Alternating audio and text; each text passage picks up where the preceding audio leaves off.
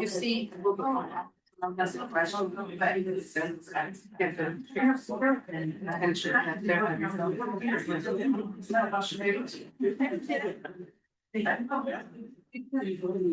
No. Oh, no, by all means.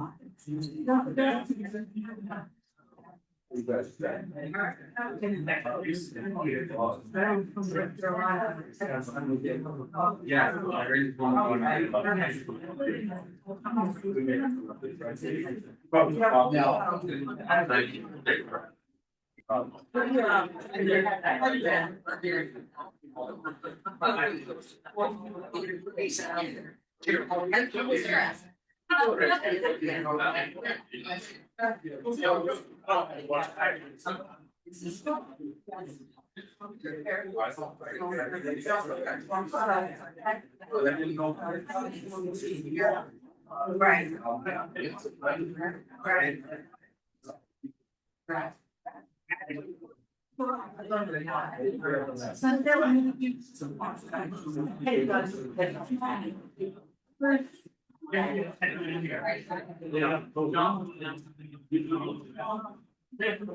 Is he so red? Okay, we're getting close. I know.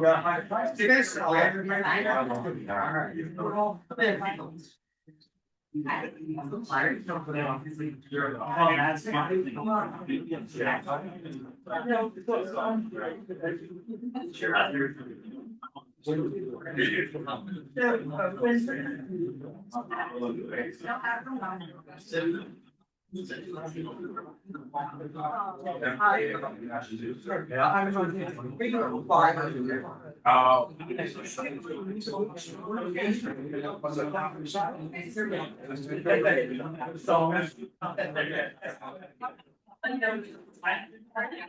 know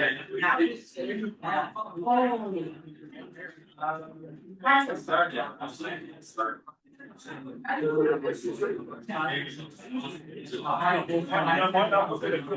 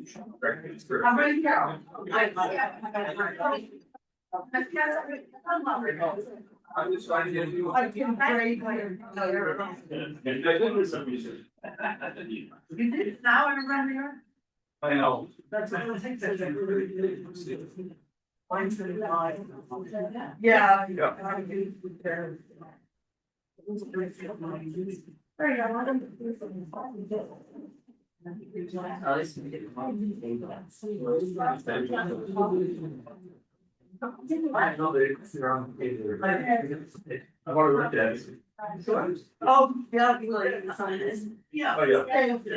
That's what I did. All right. It is 6:31. Call the meeting to order. Please rise and approach pledge allegiance. Flag is behind you. Pledge allegiance to the flag of the United States of America and to the republic which stands one nation under God, indivisible, with liberty and justice for all. Thank you. Agenda review, real quick, could we start recording, please? Yes. Thank you, Joe. Well, first of all, welcome everybody. And thank you for coming out tonight. This Weathersfield Select Board meeting 3/9/26. Agenda review, we have items 7 and 8 are action items that I would like to move to items 6 and 7. And move item 7, which is beginning of discussion, to item 8. I hear a motion to do that. So moved. I am so very sorry. You're okay with it. Do I hear a second for that? I'll second.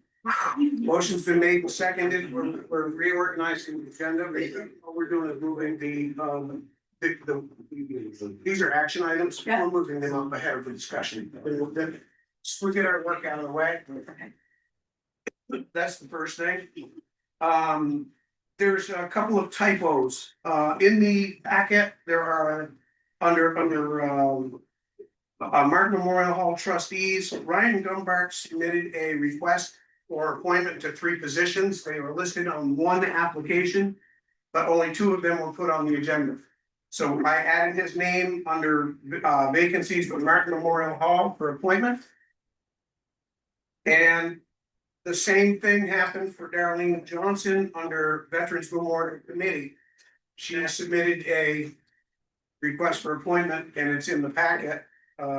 And make the agenda. So just want to include those names at those places. May I add that Beth Hunson had reapplied for DRB and submitted her application and was not on the agenda. Is it in the packet? I haven't. If it's in the packet, I- if it's in the packet. No, it's not in the packet. Okay, It's not in. then if we can do it at the next one. Well, okay, as long as there's still an open There are. Okay. For DRB, DRB.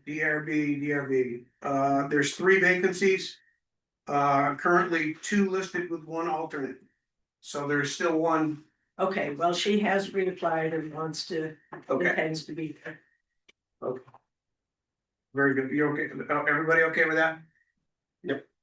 And let me see, one of the other things I'm making notes for that I'm going to move forward is, and this is just on the agenda, so what you see on the agenda. DeForest, you talked a lot about this last year, beside the appointments where it says budget committee, it should say 1 year there, so we know. And when the names come in under, offices that have, separating terms or differing terms, each person's name should have the number of years beside it that they're, for the seat that they're applying for, correct? Yes. Yes, and I've spoken to Suzanne about that already, so we'll get that corrected.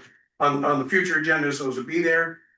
For tonight, when we get to those places, we'll have to ask the people what their seat was. I have a list of the current appointments and when they expire, but it doesn't really give the term length.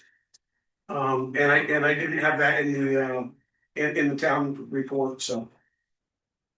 And if you can, Hey, Mike, this is Ryan Gumbart online. that's Ryan.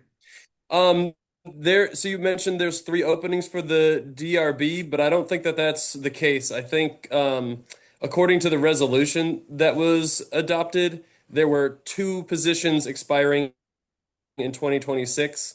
That would have been Beth Hunton and Grace Knight, who were appointed when the DRB was established. And then the other 3 positions expired in 2027. So one of them, so Todd Hindinger, Michael Cohen, and a 3rd member. Andrea They're Murray, all at 2027. according to the, sorry, Go ahead. according to the board roster that I have, that's updated June 3rd, 2025. Beth Hunton and Andrea Murray's terms expire on 2/27/26. Todd Hindiger, Grace Knight, and Michael Cohen, their terms expire 2/26/27. So maybe there's a mix up on the board roster. Okay. It should have been updated. And then there's an alternate seat, Jason Rasmussen, so seat 1, his term expired 2/27/26. Okay, we're gonna need to have a discussion about that. when we get there. If we have. I don't know when Beth's submitted her application. I haven't seen it. She submitted it to, emailed it to Suzanne and to Brandon. What day? Oh, I did not think to ask her, but it was certainly not today. I mean, it was earlier than that. Yeah. But I don't know. Okay. I can check the data. You want me to? Well, the issue that we may have, and I don't wanna spend a whole lot more time talking about this right now, we can take it up under appointments, but the issue we have is, I believe we have a DRB meeting coming up tomorrow night. If I'm not mistaken. She would have been here. She had a conflicting meeting. She had to go. Right, Tonight. so between now and we get to appointments, people need to be thinking about what we're gonna do, because we have what we have for applications in the packet. And I certainly don't want to exclude anybody. But I believe that, well, it's a statutory board, but we created the size and the terms. So, we'll talk more about it when we get there, okay? All right,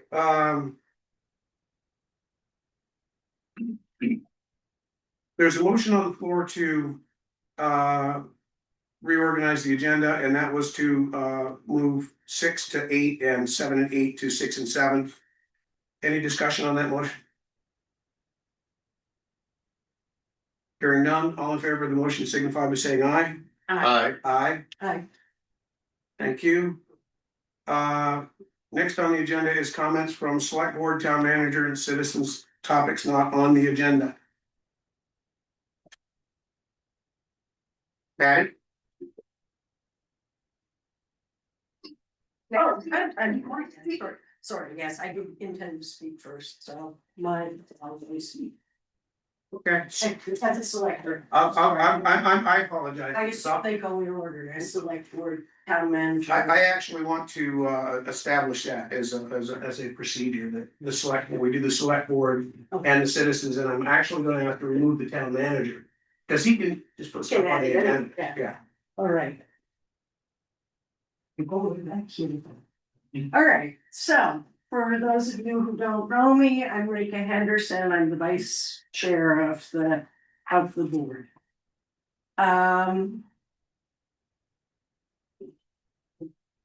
So what took place in this room last Thursday evening, March 5th, was a travesty. I think anybody who watched it or listened to it knows that. The people of the town witnessed a stream of egregiously unprofessional, juvenile, and abusive public behavior by an experienced local elected public official while in his official elected role. It was a vicious attack on a town employee and on a democratically elected official and colleague, both meant to hurt and humiliate. It was shocking, appalling, indefensible, and inexcusable. It was also an unconscionable betrayal of the very core principles and values of this town and the town's governing body. Values that we actively and publicly embrace and promote, not the least of which is being protected from toxic and threatening work environments and conditions. You, Mike, you bring a lot of skills and decades of experience to the board. You're well versed in Robert's rules and Vermont statutory law, and all but demand that everybody else on the board observe the correct procedures. And yet, in your refusal to accept Patience Burse as recording secretary because she didn't recite the Pledge of Allegiance, and Patience is, I would say, probably the best recording secretary we've had in years, you not only probably violated her constitutional rights, you also violated Vermont statute, Vermont being one of only 4 states in the country that does not mandate the pledge. You also violated our own town personnel policy. And it's not just breaking rules. In so doing, you have exposed the town to serious legal liability and unforced and potentially costly error. And I might add, for someone who's so very quick to call others correct on interrupting you when you have the floor, you have no qualms about interrupting others, letting everybody know what you think. Oh, letting everybody know that you think the rules that govern everyone else don't apply to you. This breach of behavior was not a one-off. Your habit of bullying behavior is well known. Both Dave Fuller and John Arison have walked out of board meetings in the past because of this intolerable behavior. Your undisciplined anger is legendary in town hall, in the community, and in your hometown of Springfield. Part of our response, why this is important, part of our responsibility as selectors, as the select board, is to uphold the trust of the citizens. Judging from the numerous comments, calls, emails, and texts that I've received over the last several days, and the hundreds of comments online, you have betrayed people's faith in the local government. Damaging people's trust is a biggie, and it's not easily restored. Instead of launching our new year and our first and traditionally very quick and simple meeting with a show of collegial cooperation from which we could launch a new year and begin addressing the work of resolving numerous very serious, I would say almost existential level problems facing the community. Countless generations of people have dedicated themselves to weaving together and maintaining a strong, vibrant, and engaged community. Hundreds have generously volunteered thousands of hours of their time and skills to provide countless free service that enables this town to thrive with minimal paid staff. With all due respect, sorry, there was an edit that didn't get moved. All of this amounts to a serious display of conduct unbecoming. You have repeatedly demonstrated that while you have lots of skills and knowledge, you do not have the temperament, let alone the inner moral and emotional balance for leadership. You let your personal emotional issues override your judgment and your oath to the office. So I stand here tonight and I'm calling for you to step down from the position of chair.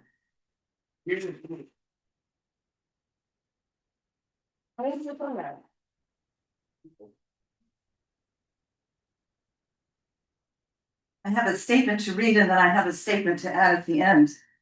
I'm wearing my dad's jacket because he was the man of the most upright morals of anyone I knew. I'm a researcher by trade, so when I have a question, I do research. And I'd like to share with you what I have learned about the Pledge of Allegiance, not to be confused with the Oath of Allegiance.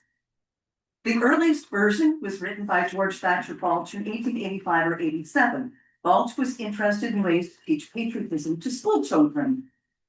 Francis Bellamy is the probable author of a revised version published in the popular children's magazine, The Youth's Companion.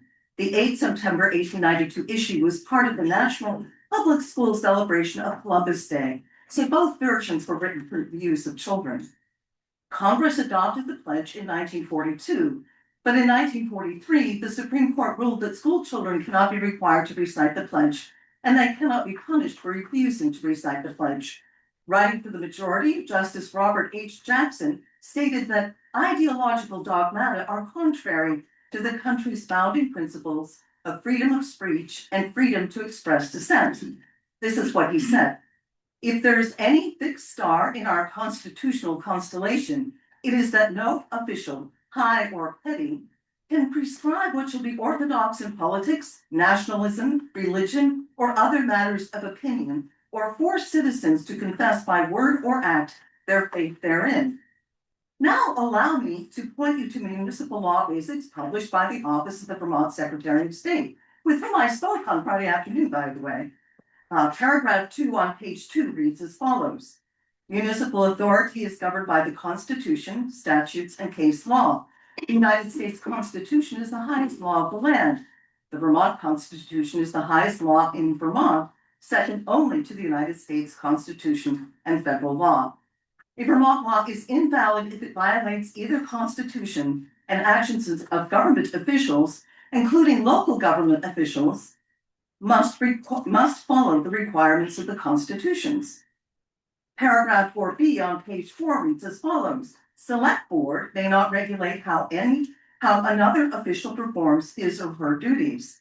The Vermont Supreme Court has long held that there is no authority in the selectmen to prescribe the method by which another elected official performs his duties, nor any power to prevent his carrying out of his official responsibilities by the imposition by the Select Board, of arbitrary restrictions.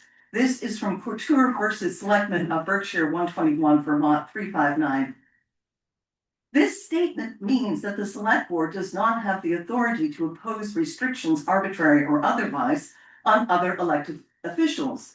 I submit, therefore, that the Select Board does not have the authority to impose such a restriction on a town employee as a condition of employment. To do so is to impinge upon the employee's constitutional rights. And in fact, it created a terrific mess. I also spoke to the Attorney General a kind gentleman from the Attorney General's office this afternoon. You've created quite a mess. The Select Board owes an apology to Ms. Burst and owes an apology to the people of Weathersfield, whom it is elected to serve according to state and national law. And now I'm going to add a bit. I discovered this afternoon when I was speaking to the gentleman from the Vermont Attorney General's office that it is statute 42 U.S. Code section 1983 in which civil rights violations are addressed. Because Mr. Todd displayed his lack of respect for his constituents and his colleagues, his disregard of constitutional practice, and his contempt for the precepts of civil discourse within our local institutions, when he made his statement regarding his appointment, I firmly believe that he should be asked to resign by the other members of the Select Board. He's clearly unfit for the office he holds.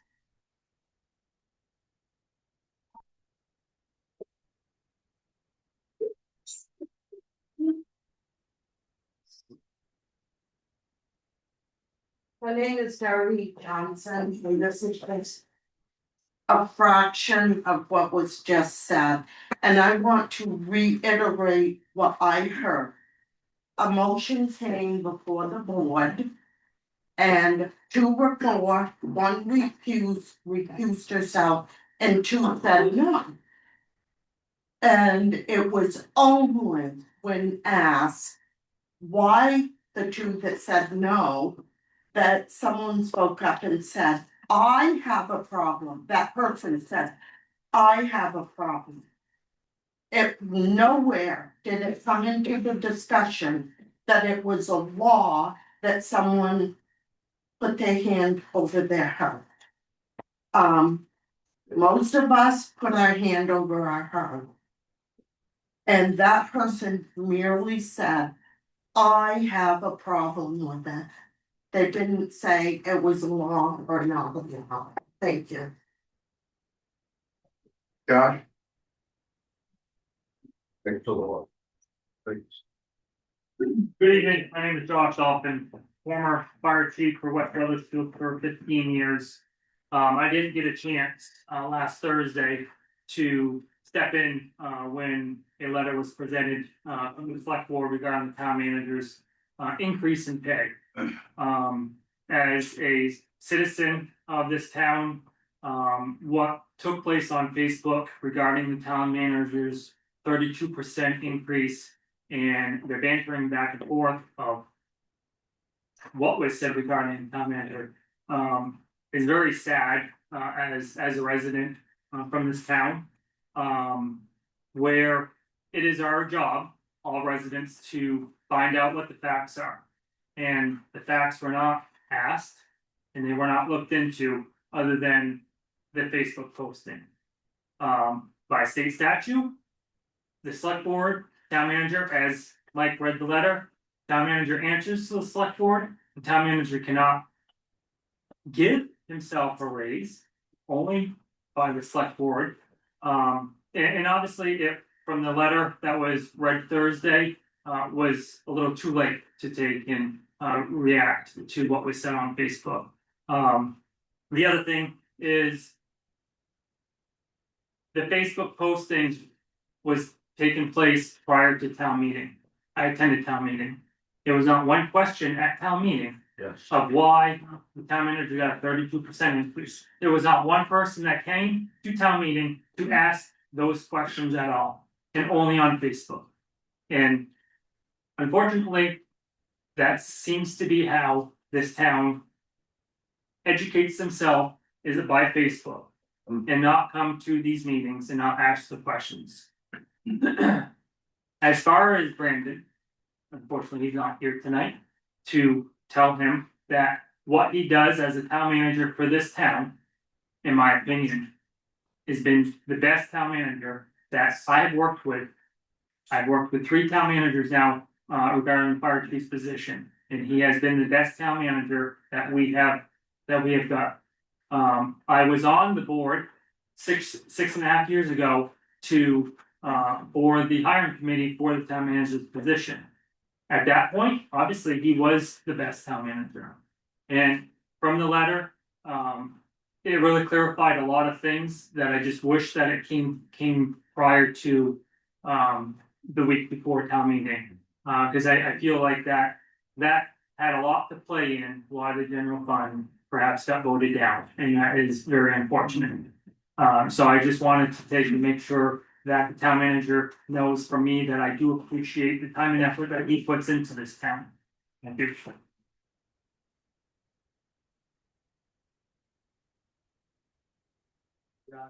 Anybody else?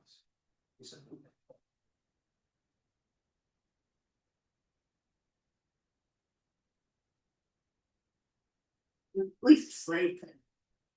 Sorry. I'm cold hat for my throat. So, to Mr. Dobbin's point, the letter did come too late. And that goes back to transparency. It's no different than the statement that was read on why the select board made the decision to break the contract with sheriff's department.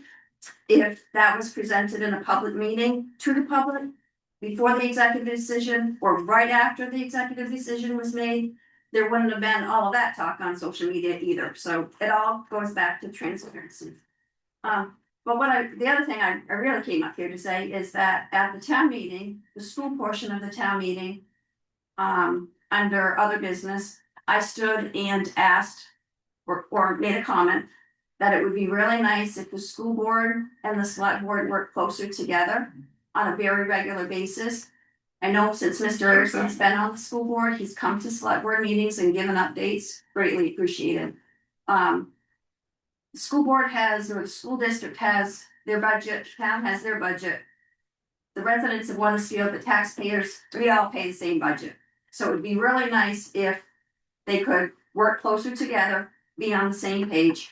One example is the school sent out a mailing before the town report arrived at my house with a, little update, a little summary. And I believe, Ms. Henderson mentioned in a meeting about the capital plan discussion, how can we get the word out there? How can we make people understand about capital plan? Would have been great to do a mailing, would have been even better to do a mailing in combination with the school board to save on postage and to save on printing. So again, I just wish the school board and the select board would work closer together. And my other comment that I made, and again, I didn't say this during the town meeting part of it because I couldn't stop coughing long enough, is that the town meeting has been held on a Saturday. I went back and checked after the town meeting. It's been 10 years. This was the 10th town meeting that was held on a Saturday. I was hoping for the last 10 years that more people would turn out, especially the younger generation. I was thinking with children, if they're school age, they can't go to a meeting at 7 o'clock at night. They have kids to get ready for bed, get fed, get bath, get ready for bed. So I thought maybe Saturday morning would be better. I don't think that's better. The turnout hasn't been any better in the last 10 years. So my suggestion at the town meeting, the school part of it, is maybe there should be a survey or a poll taken. Ask the townspeople, how would it work better for them? I mean, we need more participation, and I know we need more participation from the word go, but we need more participation at town meetings and people to become aware of what they're gonna vote on in the next 2 days. So I would, again, suggest that. Maybe do a survey, maybe change it from a Saturday back to a Monday evening before we vote on Tuesday. Thank you.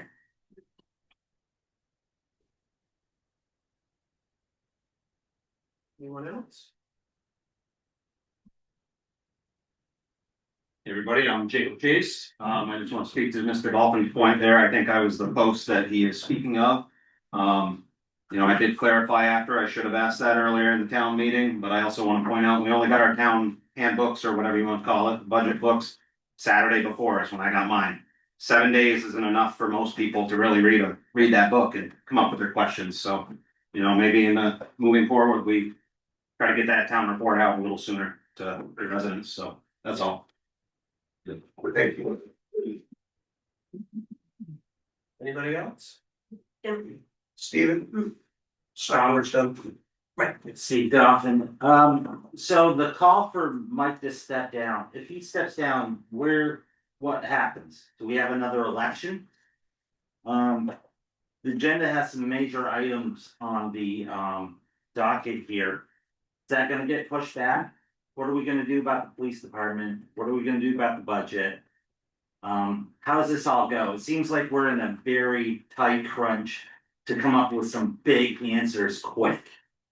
And again, I get up here, I don't know the answers. I'm not gonna come off like a know-it-all and all of this stuff, but what happens moving forward? I hate to say this, but politics is kind of rough and tumble, and this is small town politics.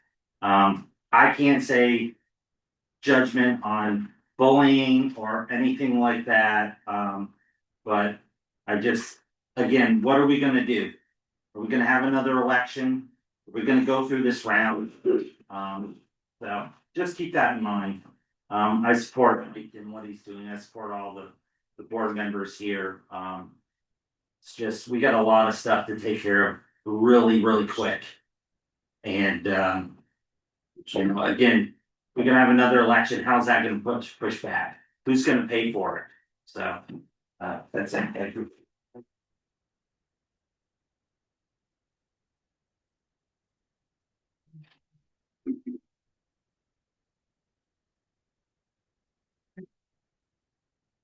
Sophia Washington.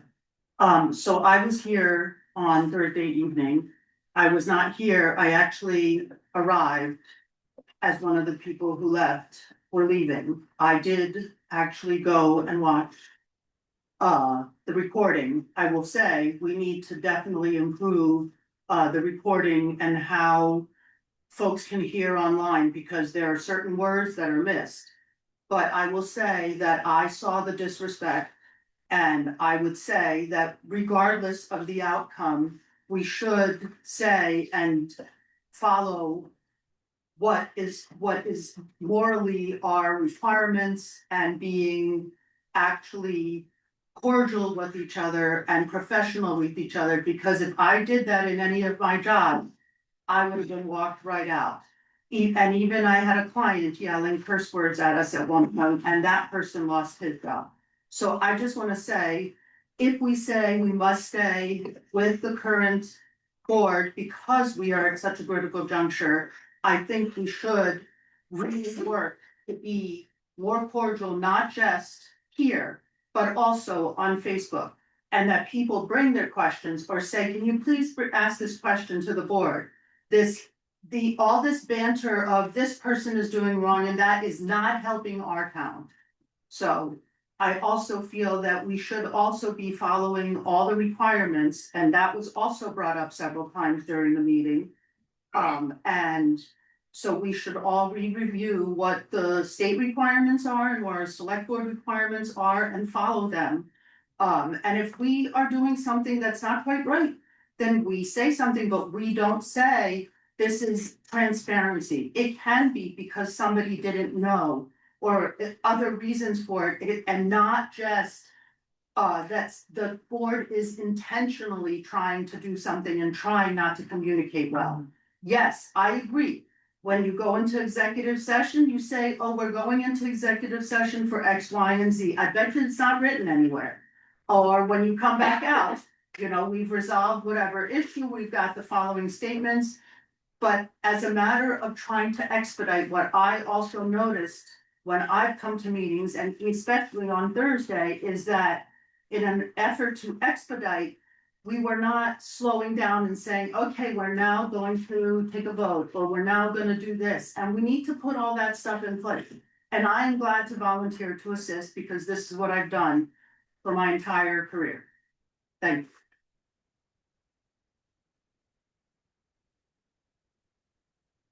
What else? Greg?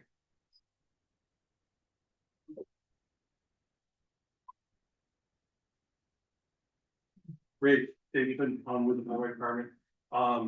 Appreciate the great turnout. I have a public service announcement. I didn't mean to change subject or anything, but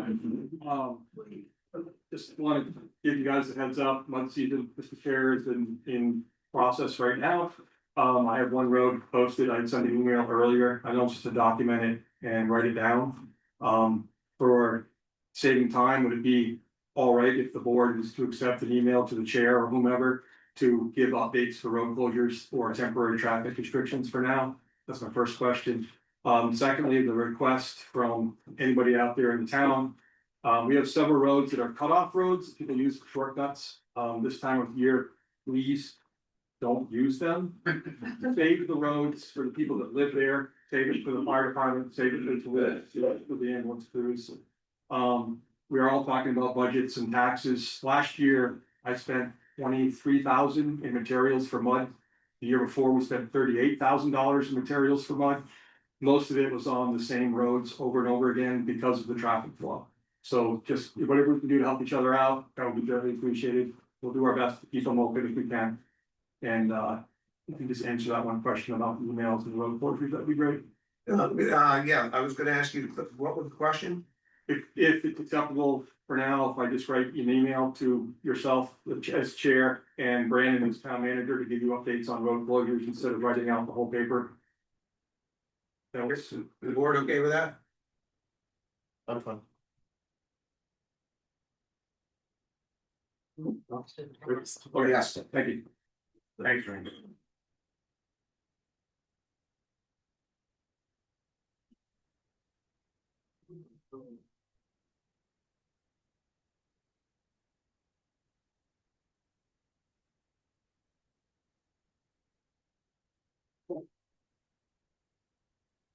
Want to make sure I have that down. Anybody else? Okay. Review minutes, 2/23/26.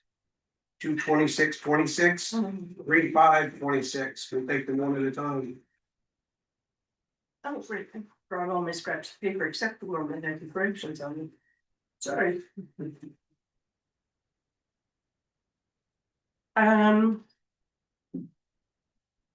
Let me see if I can recall this.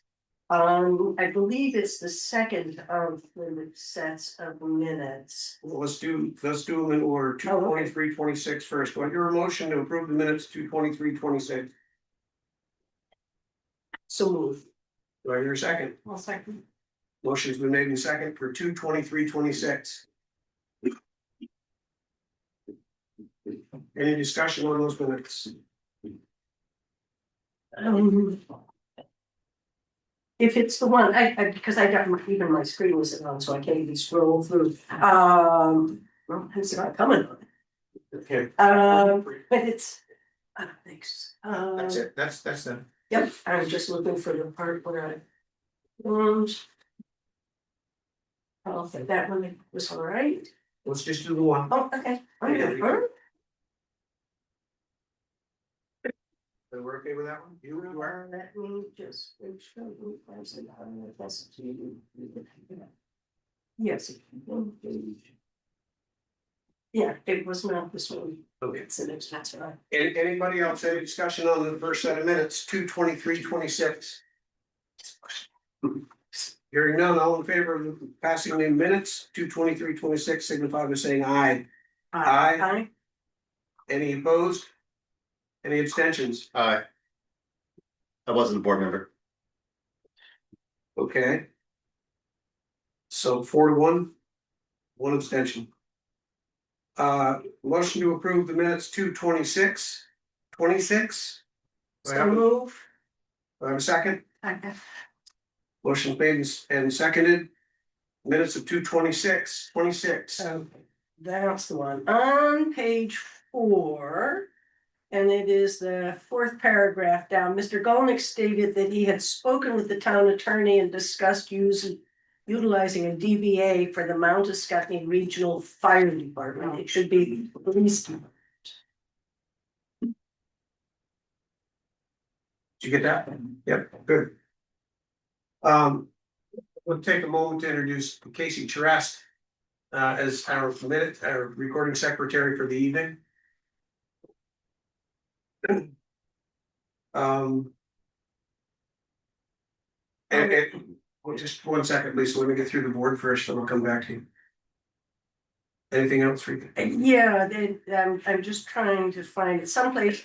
It's a typo where, When you get page number, did you use that? yeah, okay, sure, of course. That way I know we're on. Yeah, it's my first day up. I'm working on everything's bad. But there was where it said the typo. It says either it says more and it should be moved, or it says move where it should have been more. So I'll see if I can find that and discuss where it is.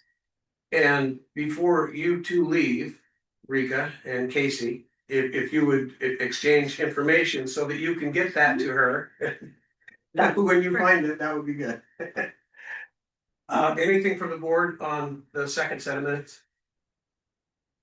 Lisa? So my comment on those minutes, I believe there must have been a sign-in sheet that was missing, because I think the attendance, in-person attendance is down about 20 people.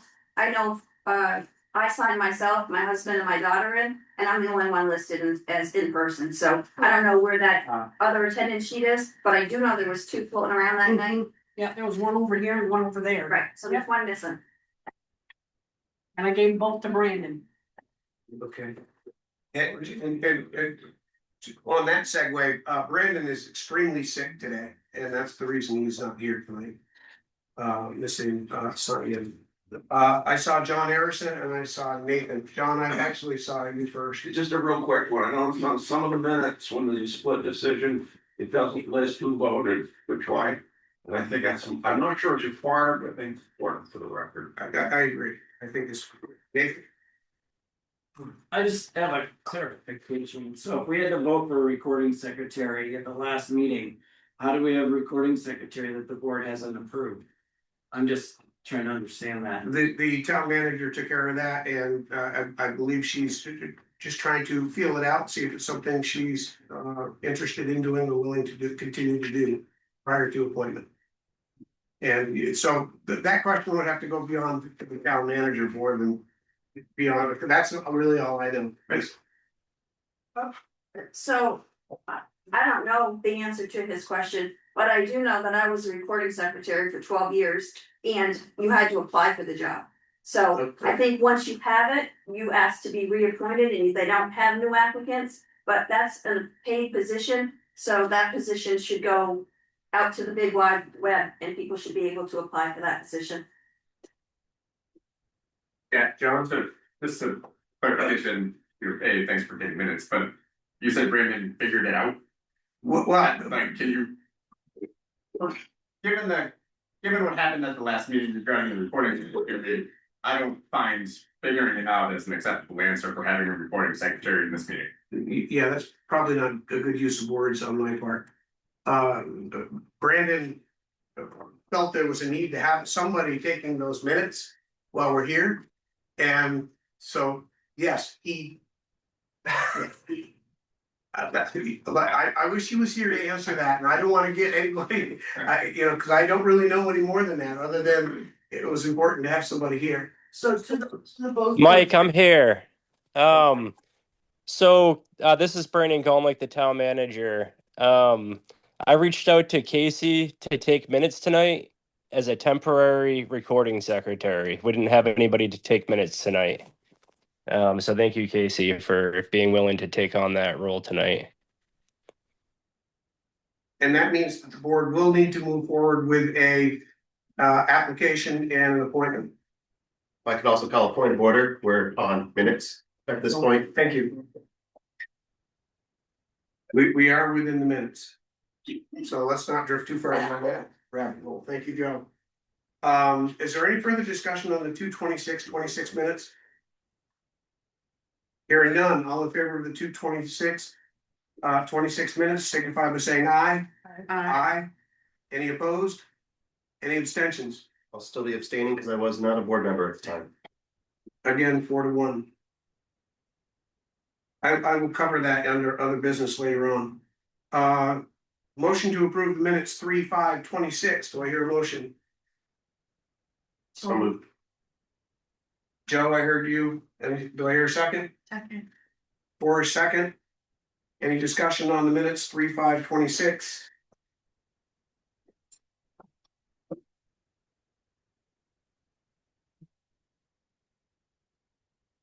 Lisa?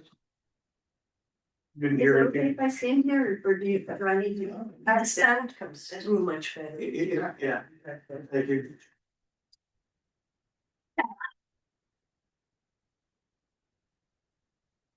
So after reading the minutes for 3/5. I have a question on executive session. So, Mr. Buglatt, did I do good? Buglatt, thank you. New to the board, he asked the question about going into executive session, the reasons why. My personal opinion, he kind of indicated that there's a lot of executive sessions on the select board end of it. And so anyways, maybe that's just my opinion and that opinion was wrong. But anyways, a motion was made at that meeting to go into executive session for contracts. Upon exiting that executive session, Mr. Todd read the statement, 2-page statement about the town manager. Not sure how that fit under contract. So I'm a little confused about that. And the other thing that happened after that executive session is Mrs. O'Brien stepped down as chair. Unfortunately, I feel she was forced to do so. I don't blame her, but it's an unfortunate situation. So my question is, or my opinion is, that was probably illegal use of executive session based on the 2 things that came out of that meeting. I have a comment on those minutes, is after the executive session, after those 2 things were done. You went back to any other business, which any other business was already completed before the executive session. It was an item on the agenda, so I think you need to follow the agenda unless you change the agenda like you did tonight before the meeting under review agenda. So point of order around those 2 things. I make responses. Yes. I just want you to know that my stepping down was not part of the subject up in executive session. That was something I decided on my own when I was coming down the stairs. And I did that on my own. That was not an executive session, this discussion. I just didn't want you to think that that was up there. That was not up there. And I'll make it, I'll respond to any illegality or impropriety of use of executive session. We would have to review that, and under the open meeting law, provide you with a report and an explanation. And so I will make sure we do that. Okay?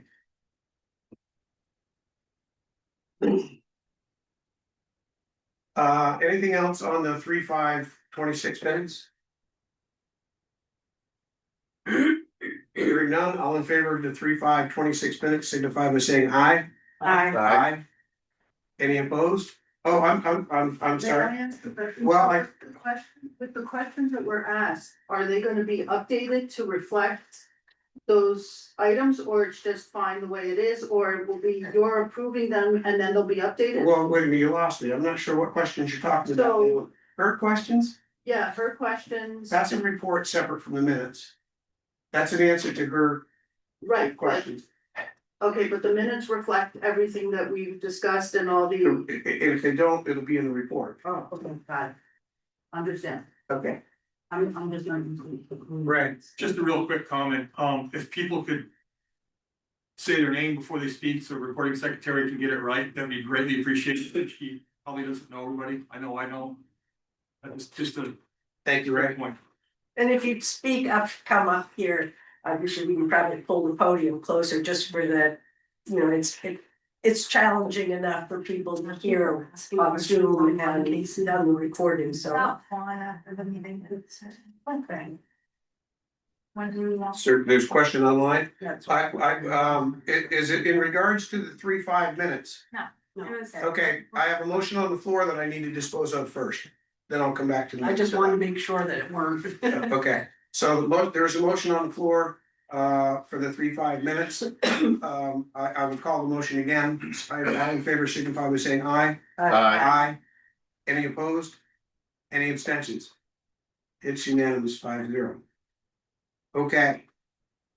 The person online. Do you want me to, it was a message, do you want me to just read it? Yes, yes, but context, because we are now done with minutes, we're done with comments. And moving into action items of liquor licenses and stuff like that, so if it's not relevant at this time, It was regarding the situation that happened on Thursday. No, we're done. Yeah. Comments are over. Except it could have been there all this time. yeah, what time Yes, is that's it? true. Is there a time on it? There is, it was at 7:04, it was right when the minutes started, but I didn't want to interrupt you. It was when the minutes started, Yes. so it was already after the. Read the comment.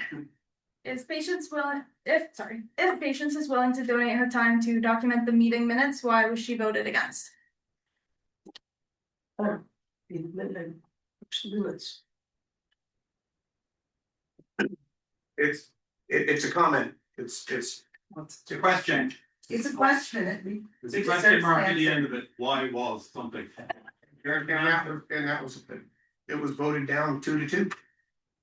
DeForest had recused herself and 2 people said no and 2 people said yes, that's a failed vote. That's why. We're moving on from these topics, moving on to the The discussion. ability to make that decision. The decision was made last You Thursday. don't have the ability to make that vote. What do you mean? When I read in my prior here. You can't impinge upon someone's civil and constitutional rights. But saying the Pledge of Allegiance is not required by Vermont state law. And you cannot make something like that a condition of employment. This is a serious accusation, you have made a serious mess. I did not. Yes, you did. That's your opinion. That's your opinion. We're not going to drift down this rabbit hole, we're done You're with gonna it. have to deal with it sooner or later. Okay, and I will. It's gonna be a long year, exactly what you said on last Thursday. Good. This is gonna haunt you for the whole time. Comments from the board, from the comments section on the agenda is over, and we're moving into the business of the town. That's what we're here for. Next item on the agenda, liquor licenses, second-class license.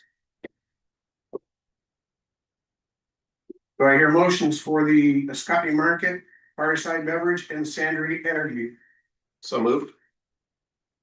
We typically take these individually.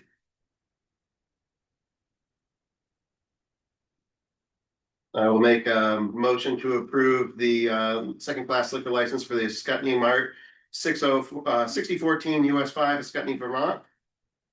Do I hear a second? Second.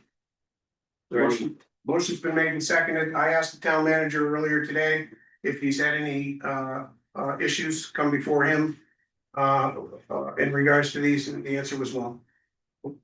That answers my question. Any further discussion on the Scotty Mart? Don't we usually have numbers for these when we approve them? Yeah, like the license. Yeah, we usually have numbers with paper. There's nothing in our packet. I believe they're here. The town clerk liquor license. Weathersfield Liquor Commissioners, please consider approving the following liquor licenses. The 3 are listed on one page, Okay, and I don't see a number. it usually is, that's why. And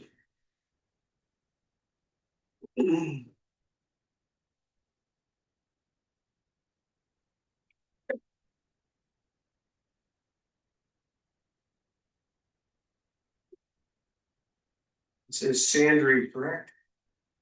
No, I No, don't. Scotty. Scott Emer. Scott Rogers for Scott Emer. LLC. I'm not.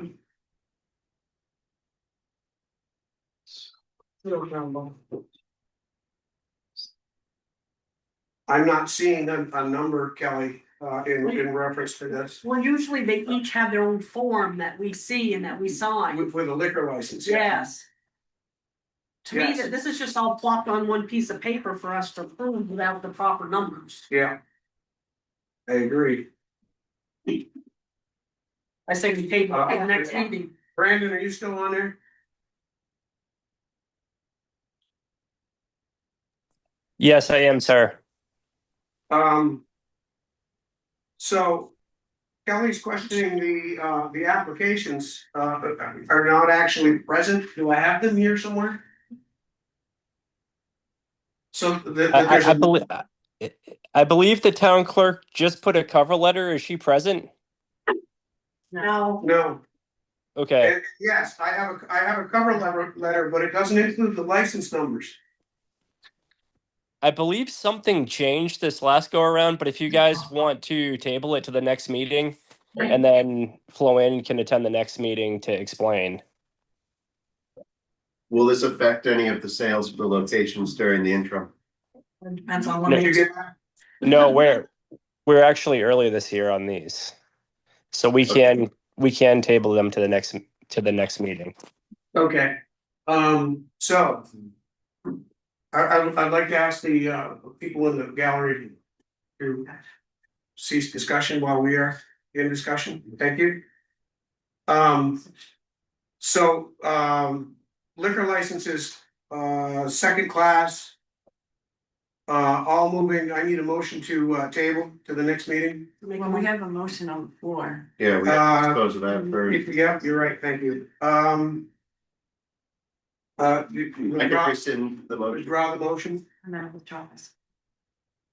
And, okay, so that takes care of that. The motions are withdrawn and the second is withdrawn. And we need a motion to table. I make a motion to table it for further clarification. Do I hear a second? Second. Any discussion? All in favor signify by saying aye. Aye. And we actually did not have to take the motion back because we could have moved that motion forward, correct?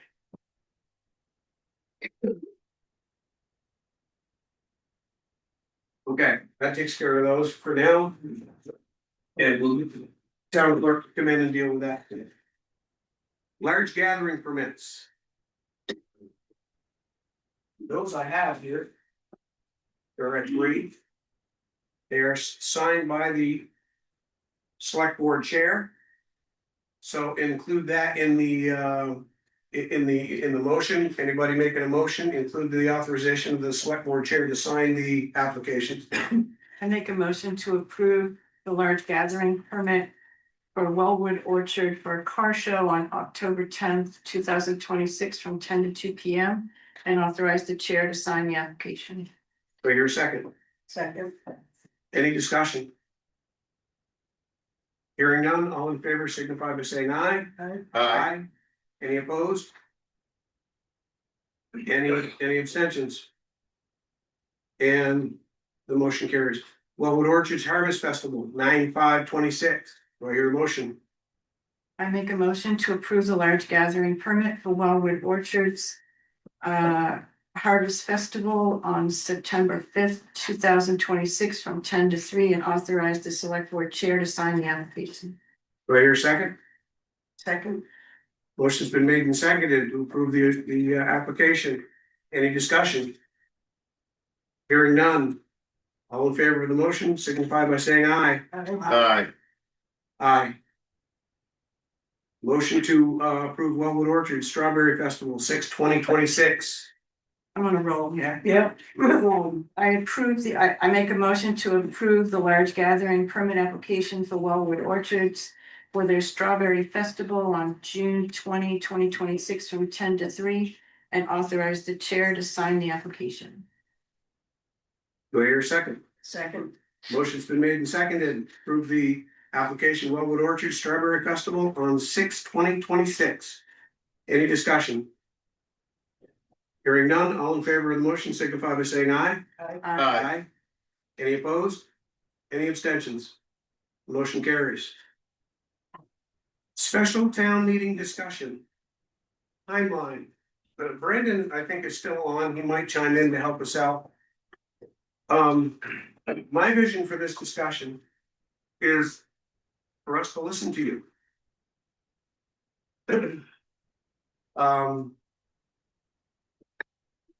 Getting a no on the budgets is not something I've seen in many, many years. And one thing's for sure, there's a lot of people paying attention and listening, so that's what we need to do. We need to, I wanna hear from the people. And I don't really wanna get into a debate with the people. I mean, ask questions, yeah.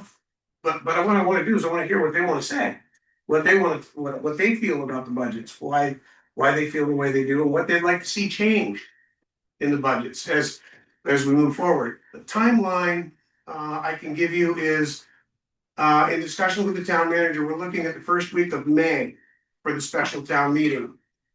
It will be just like we do normally. We'll have a meeting and then we'll have a day of Australian ballot voting. It will not be the same day.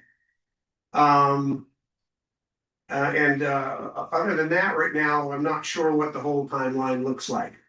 Some of it's, there's some statutory stuff.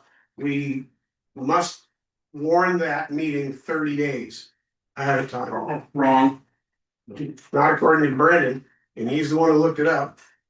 The revote is 10 days before you have to have a notice in public, 10 days, and you have to have the information for them, 5 days before that. I saw it, I didn't bring it with me, but I asked the same question of our superintendent. And she gave me the statutes. Okay, what's that statute, Jeff? Do you remember? I don't have the number, I'm sorry, it's under 17. Want something, I don't remember. I'll text it to you later. Yeah, text it to me if you would, please. How do people feel about that? You want the 30 days or you want the 10 days? We already heard about the books not coming out on time. Supposed to have those 10 days before the meeting. And we had people complaining that they didn't get those on time. So do you want, again, it's up to you. How do you want us to run this meeting for you? You want 30 days notice or 10 days notice? Lisa. Lisa Slate. Can I ask that people please come to the podium? Yeah. So the people online can hear. Thank you. Thank you.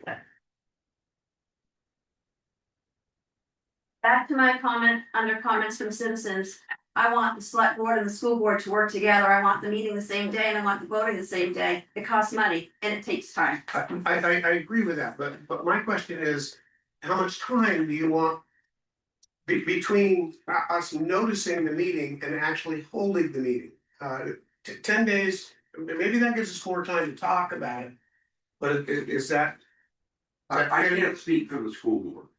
But Up to the podium, please. I don't care. If I you- can't, you I'm work- not speaking for I'm the school concerned. board.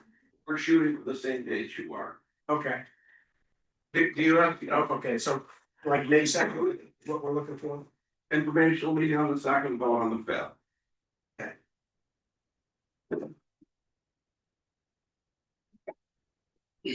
Jace, I think the more notice, the better. That's all. Yes. You're here. Rick. I just want to note for everybody who wonders how come the 7 days. I suspect since everybody who got it at the last minute, and it was within the last 7 days, is served by the Perkinsville 05151 post office. So my guess is because everybody else in town got theirs considerably, almost a week before that, that the problem occurred and had nothing to do with the town dropping it in the mail. It was that the post office branch did not deliver to our neck of the woods in time. Jake Case again, if that continues, or was a problem and continues to be with a document that important, maybe, we talk about getting it hand delivered to the people. We don't have a very big town, so just an idea. The US Post Office is not very reliable. Ms. Murray? Andrew, thank you. Thanks, Joe. I have a concern with the notification. Last meeting, you opted for public notices to be through the Valley News. I do not subscribe to the Valley News, and the only way to get access to their postings is to have a subscription to their newspaper. So it does have to go somewhere where people can have access that is free of charge. Because I don't think it's reasonable for someone to keep running up to town to find out if there's information to look at for the meetings or whatever it is. Because, I mean, we're talking about costs and most people do not have a Valley News subscription. So it's just something I'd like to consider. Thank you.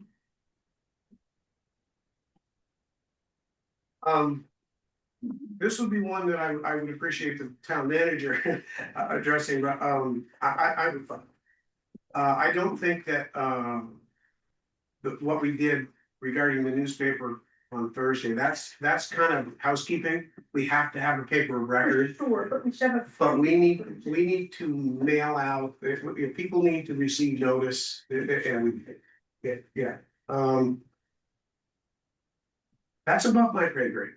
The people in the office will handle that, but I understand that we need to get that done, we need to get it out. And we need to get it out in time for people to have time to review it. And hopefully come in here and talk to us about it. I'd like to have a lot of those conversations on the front side. Let's find out now what we want. That's what I was saying earlier. I want to hear what you guys have to say about these budgets as we get into them. Right now, we're talking about the timeline of the town meeting, and I wish I could give you a better answer. I'm sure at the next meeting, we'll correct that. And we'll have that out. Everybody will know what's going on. The budget committee needs to be organized. They're gonna meet, town manager will meet with them. Select board will have meetings. It's gonna be just like a normal budget process that we go through every year. We just have to do it again this year. And we have to do it in probably a shorter period of time. Over here, Ray? already unblocked. Thanks, no, I'm just. Ray Stapleton, Highway Department.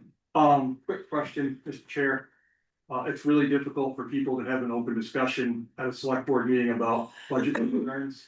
Is there any possibility of having a workshop or an open meeting that's not formal for sharing ideas and getting input from folks? I know the Highway Department, my budget didn't pass as well as everybody else's. I know it didn't pass, but I don't know exactly why. I had a 2% increase.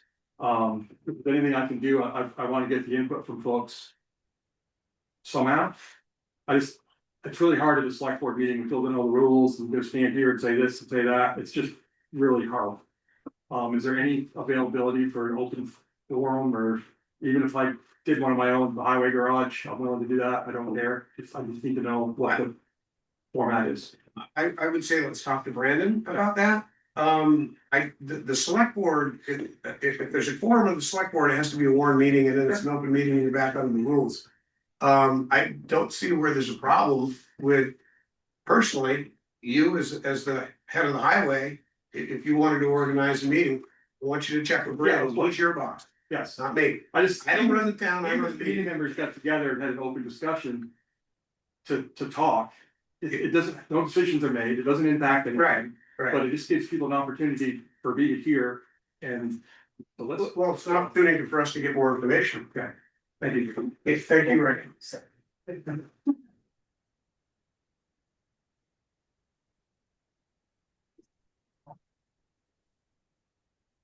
So to Ray's point, Sophia lost your plan, but to Ray's point, I think it would be value added that we get a workshop going so that we can get others information, because it would really be terrible if we get to May 2nd and everybody votes it down again, because we don't know. I keep hearing that townsfolk wanna know, well, or wanna say, we need to have everybody communicating what they want. So let's put our heads together. This is not like, oh, here, I'm passing it over the fence to you and you've gotta go figure it out and guess ESP what everybody wants. No, we need to all be communicating and talking, whether it be in a open forum type, maybe we make a meeting that says this is open comment just for the budget on a Saturday. I've done that in other places that I've lived, either for school budgets or capital budgets or whatever, and I think for this year, especially since this is not normal for our town, that we should discuss it, because there's more to the equation than we just see. One second, August, you're the chair of the budget, or right now, we don't have a budget committee, but you're the former chair of the budget committee. Would that be something that the budget committee would be participating? Yeah, I chaired it this last cycle, and to give a quick little perspective, the previous year we had 5, or actually we had 7 folks. It's very robust. We started a little sooner. This past year, they were shorthanded, and we had 4 folks. And we had a series of meetings, but it was more of a compressed schedule than the previous year. And there were a lot of fluctuations in the draft budget, and then there were new aspects to consider. If I'm selected to be back on the budget committee, whether I'm the chair or someone else is the chair, I did give feedback to the town manager that I think a public discussion would be vital. I think I did that here in front of you in the open meeting. I think that one of the first things the budget committee should consider doing is having at least like an hour available for Q&A. And I think to Ray's point, having the having some of the directors or department heads who are affected by the budget available for answers along with the town manager. He knows it inside and out. He's got it down. But I do think that I did tell the town manager, I think that's the starting point is hearing from the residents to inform the work. And if I'm on the budget committee, I'd be delighted to do whatever it takes to make sure people are engaged and informed.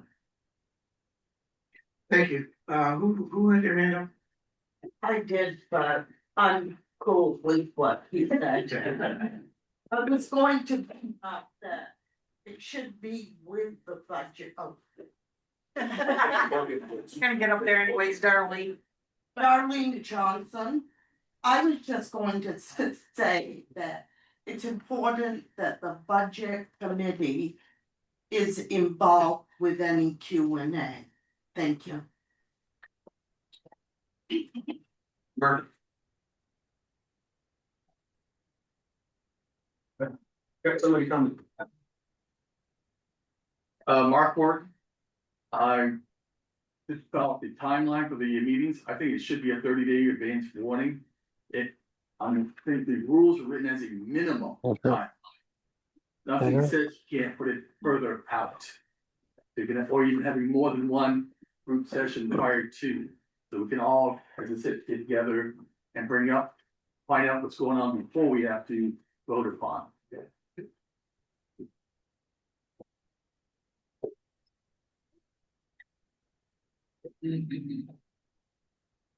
I'm Susan Wilder from Perkinsville, and I'd like to say that this took me 3 days of reading and close analysis and making lots of notes and question marks. And I'm retired. I have the time to do this. But somebody who's getting this in the mail late and then does come to the meeting, or maybe not come to the meeting because there were so few people there, and then goes to vote, has a hard time understanding what's in here. And I asked a lot of questions. We need to tell a story. There needs to be more narrative here.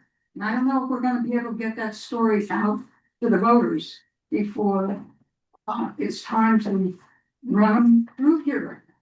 So that concerns the shortened timeline that concerns me, because I feel there's work to be done. Are you gonna send this out again to voters?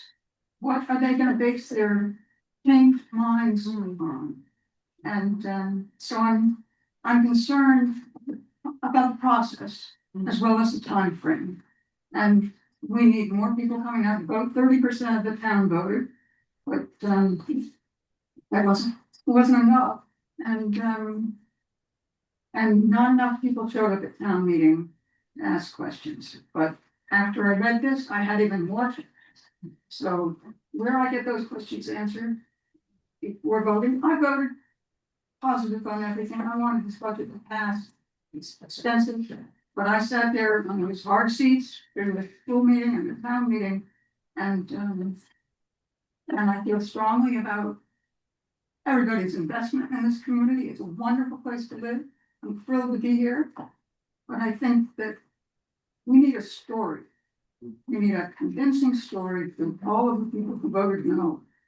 What are we paying for school education? Why? And how does it continue in high schools? Where's that money? What do we pay when there's a high school student who goes out of Weathersfield and moves onto a high school that they choose? They are also charged for special education for that student, but that's not clear in here. And it's noted under SU assessments. And that's where our special education monies for students, high school students, is listed in this book. So I just want to say this was very confusing. I think if more people had a chance to talk publicly, certainly ask questions publicly, great idea. That's more open committee meetings, but this is a deterrent between us and the voting booth and passing a budget a second time, or hoping to pass a budget for a second time. So thank you. So timeline, are we close to wrapping up on timeline here so we can get into actually talking about budget? Steven and then John. One, Steve Doffin. So last time I checked, it's 2026.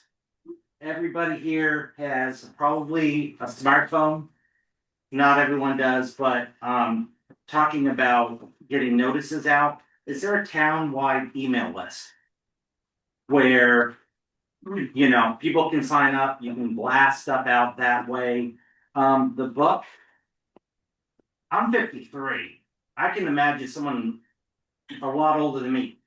I can't read half of that stuff. I'm sitting here going, what, you know, digitize it. You know, run it through a copier or what, scan it, put it in a, you know, in a PDF or whatever, and send it out.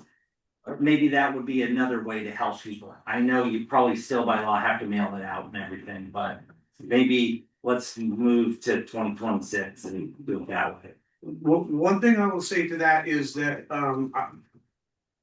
this stuff will be posted on the town's website, and in your comment to the phone, you can log into the town website and find it and review it there if you don't get it. I'm kind of thinking that we're starting this notification like now, not 10 days before the election. We're kind of here, that's what we're here for, is to start talking about this thing. And like I said before, I want to know what you want to see for changes. And then we're gonna have to go through some of that stuff and make some hard decisions. John. John, so I'm all for public process, but just a question, what are the downsides or consequences of postponing a revote until earlier, late, middle May, if the budget gets voted down again? Because the fiscal year starts then within 6 weeks after that vote. That's a really good question. I would encourage the board to consider that. Yes, and I had that conversation with Brandon about, you know, what does it look like? We have to set the tax rate typically somewhere in the early part of July, in order for tax bills and stuff to go out. We could change that schedule if we had to, but then you start, you know, things just, again, you're just piling things on top of each other. So that's kind of what we started with, was working back from where we have to take the vote for the tax rate, which is early July. And if we get a failure in early May, according to John, we're gonna have about 2 weeks to figure out another budget and about 9 days to warn it. And get back out there and do it again before we have to set the tax rate, so. Nick.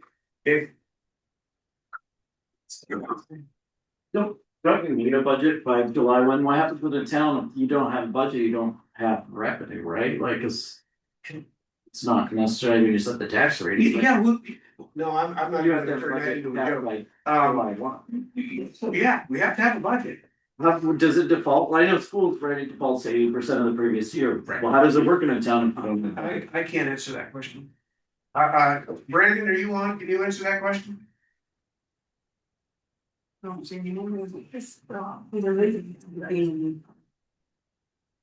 yeah, there he is. Yeah, but he may be. I am here, Mike, and I can hear you. I do not know the answer to that question, so I will look into it and I'll report back to the board at the next meeting. Okay, thank you, Brandon. Did everybody hear that? Brandon will have an answer on that question for us next meeting. Thank you, John. That's a good question. And Nathan.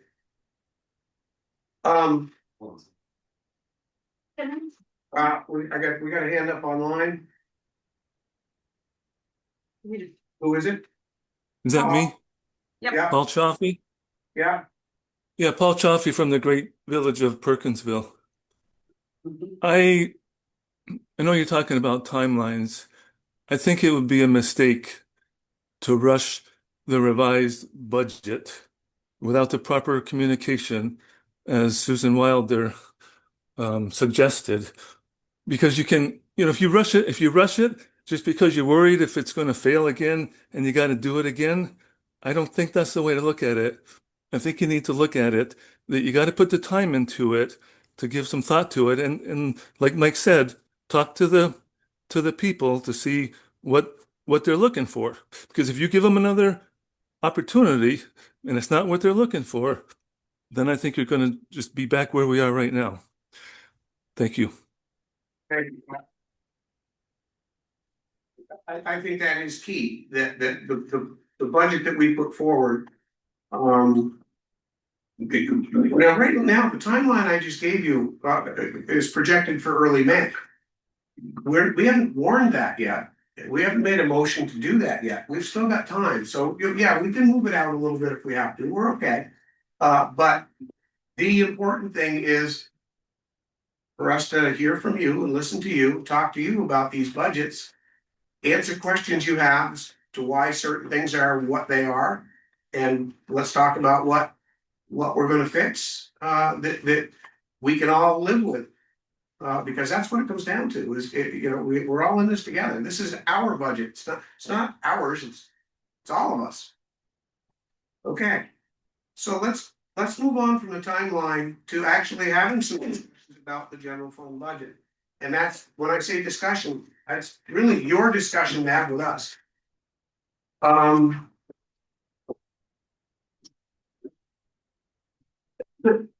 Does anybody have a starting point where you might want to open up the dialogue and start, throwing rocks and stuff at us? You gotta tell us what to do. Nathan?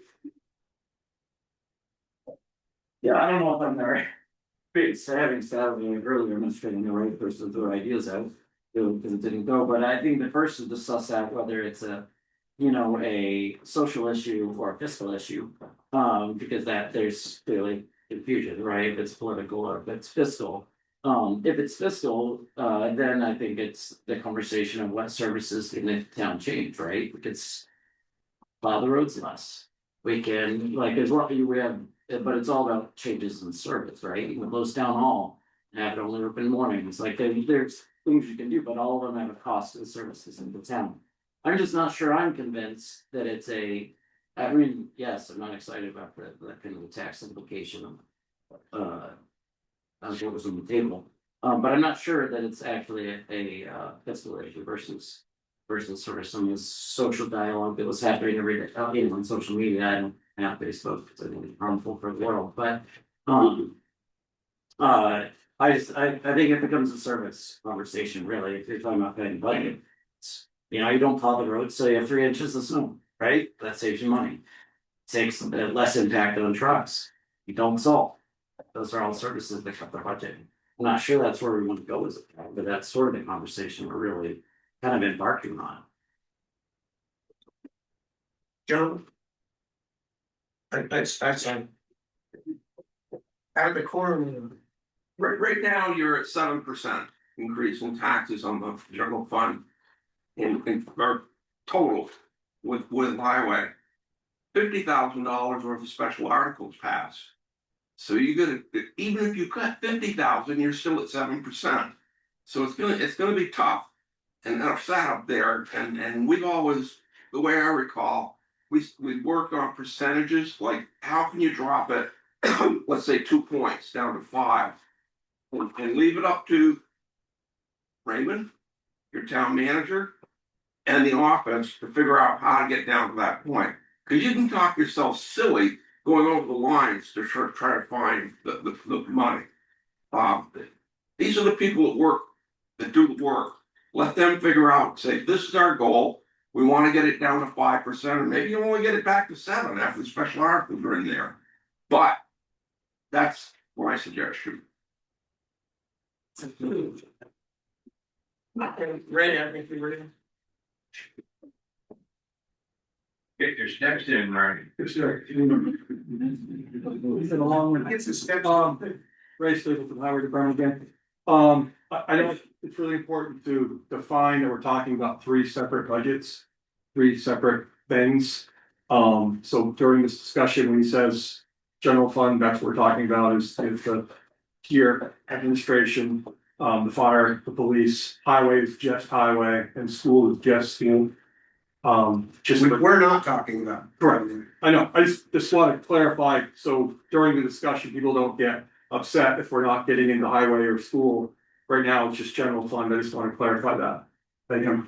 Yeah, and I want to clarify my statement that I was listening to Lisa, we don't want to be working together with the school, so there will be at some point that we're trying to at least bring those together at the same time.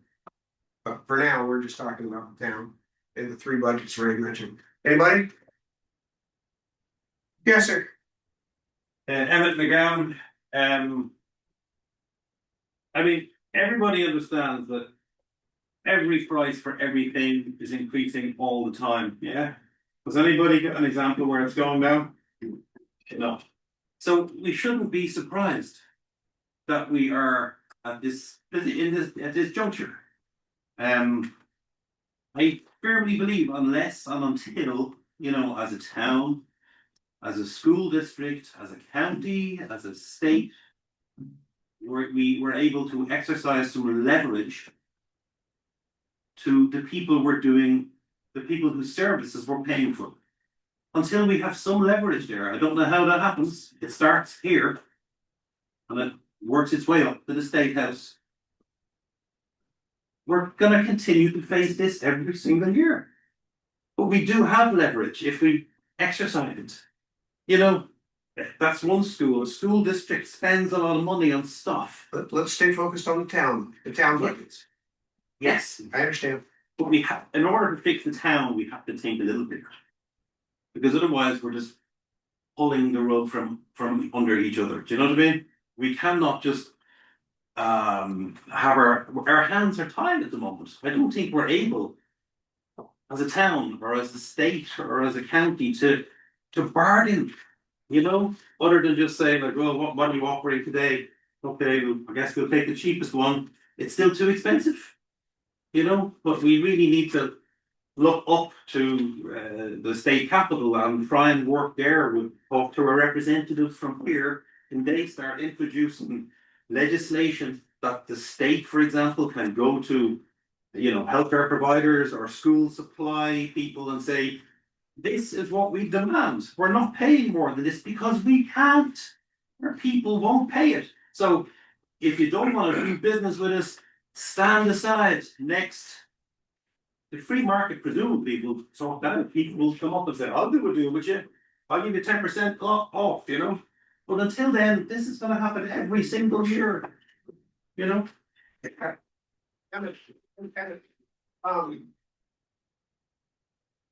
We're kind of under a constraint right now, timeline to make some changes to an existing budget and work with the townspeople in those conversations.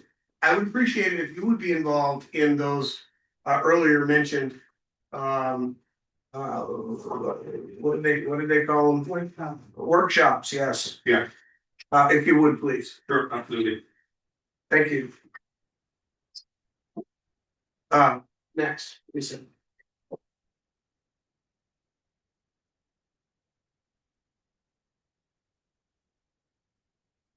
So I understand we're in 2026. I also understand everything's going up in cost. But I also can guarantee you that every household, every registered voter, probably every 17-year-old that's not a registered voter but puts gas in their car, has had to make cuts. So I would look to the town, to the general fund, to the highway fund, to make cuts and to tell us what you cut.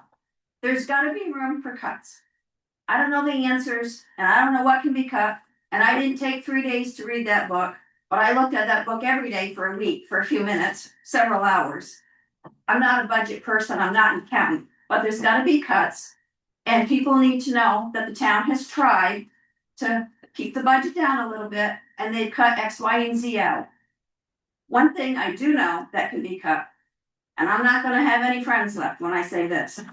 I don't have many friends yet, except my husband, and he'll still be my friend. But one thing that I know can be cut is health insurance costs to town employees. We work in a private sector. A lot of people work in a private sector. And I can tell you right now, there's not an employer out there in the state of Vermont who has had their health insurance go up 10%, 20%, 47%, and not pass some of those costs on to their employees. We look back. My husband looked back. We have Milton Cat. Milton Cat is a great company. Yay for Caterpillar. And I'm telling you, we pay so much more today than we did 5 years ago. We don't have money. We don't have people putting money in an HSA and HRA, covering 100% of our deductibles. Our deductibles have changed. We pay a lot of money, and we're still in the private workforce, and that's what's going to keep us in the workforce, unfortunately.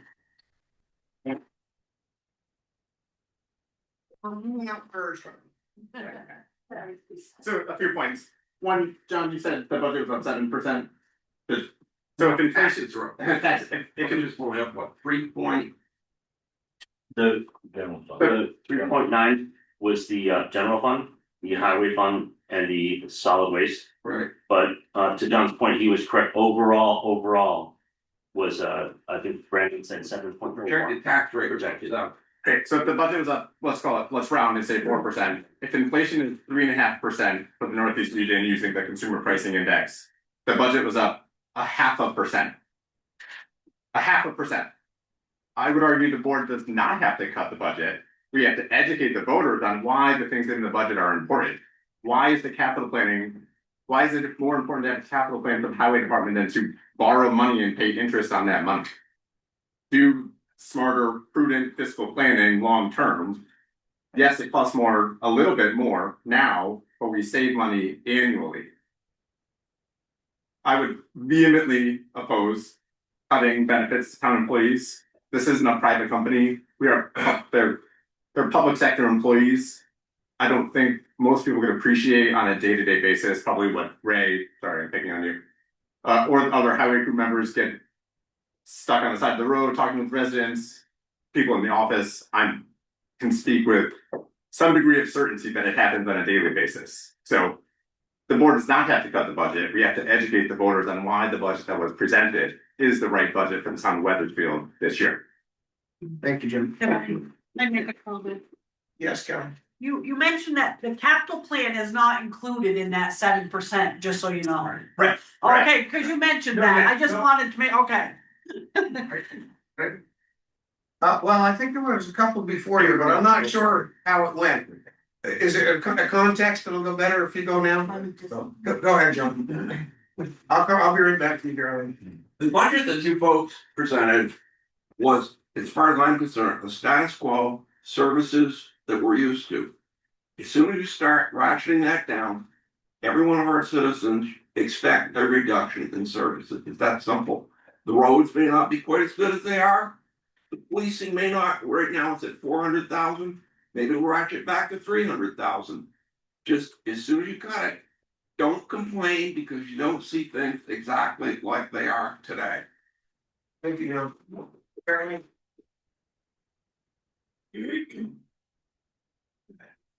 Darlene Johnson.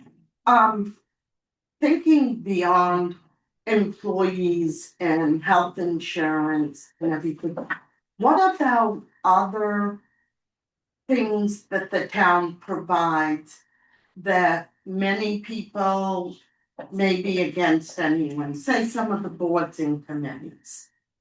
Boards, committees, They don't get paid. They don't get paid. it zoning, things like that. I mean, can't you get real hardcore? And instead of picking on employees and health insurance, I hear what you're saying about health insurance because we're retired. We get a small raise and then half of that is taken away for our Medicare and everything, but other things that happen in this town that maybe we need to dig in and research and see if they're needed. I'm not saying they're not, I'm saying, can we look? Well, we're going to. We have to. Oh, hang on, sir. Oh, go ahead. Oh, all right, yeah, you go ahead. Continue. I'm Paul Austin from Perkinsville. I looked at the town report.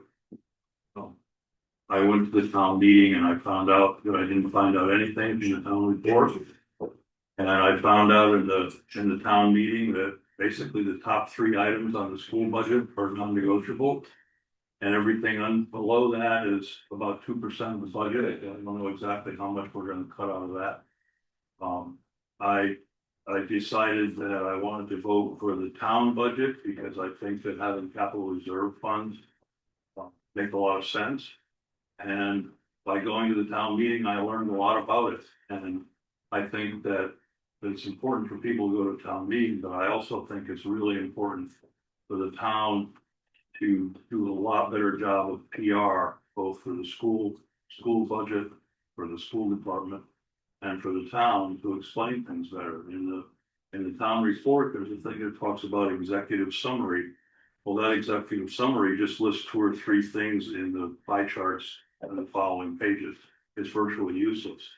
At the bottom of the school budget committee report, there was 1 paragraph that talked about the fact that the school committee wasn't happy with the budget, but it was only about 2% off, and there are so many things that they have no control over that they decided that they would pass the budget, they would pass, or put that budget forward so that the people could vote on it.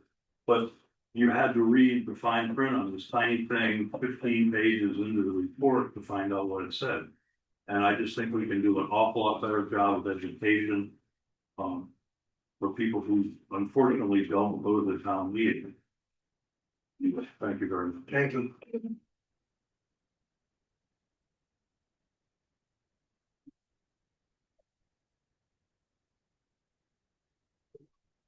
Sophia Elastic Piper. So I have a couple of points. Number 1, the police budget. The police budget, as I went to the police meeting, I was at last week's meeting, I was at town meeting. The police budget right now at 400,000 is at its minimum. We all discussed that we want to feel as safe as we did when the sheriff was taking care of policing. So we all understand that we're going to bare bones on the current amount that we've had. So I just want to caution, we did not feel safe prior to the sheriff. And we also have lots of notes all the way back to childhood of knowing that the police officers were off at 3 p.m. and it was free for all for teens and everybody else. So I just wanna say, I don't wanna go back to that. So this year, we know we have 400. Please don't cut more from that.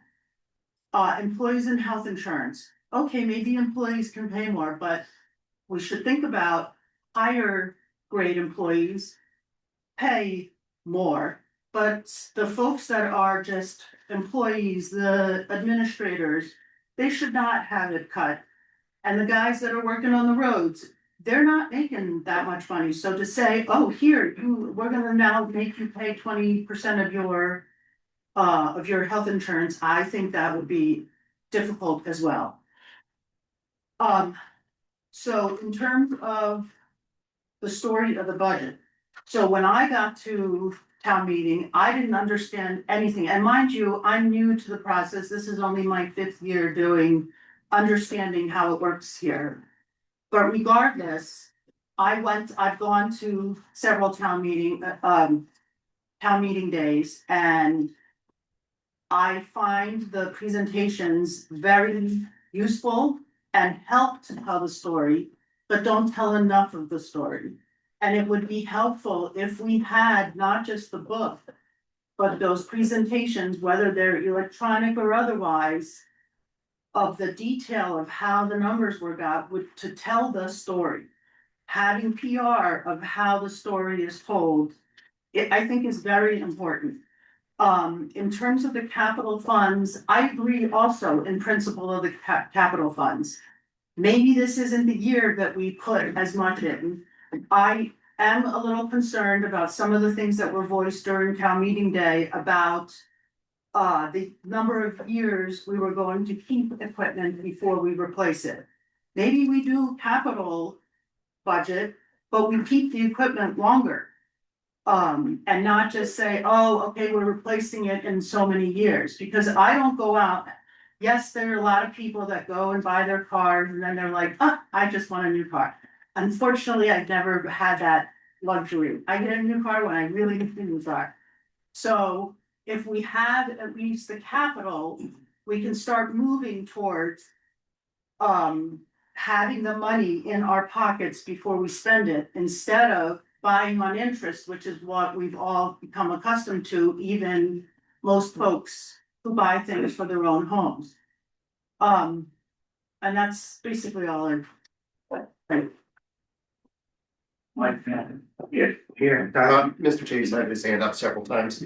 Mr. Chase, he's barking several times also. No, not to this topic. My name's Tyler Harwell, and I live over in Perkinsville.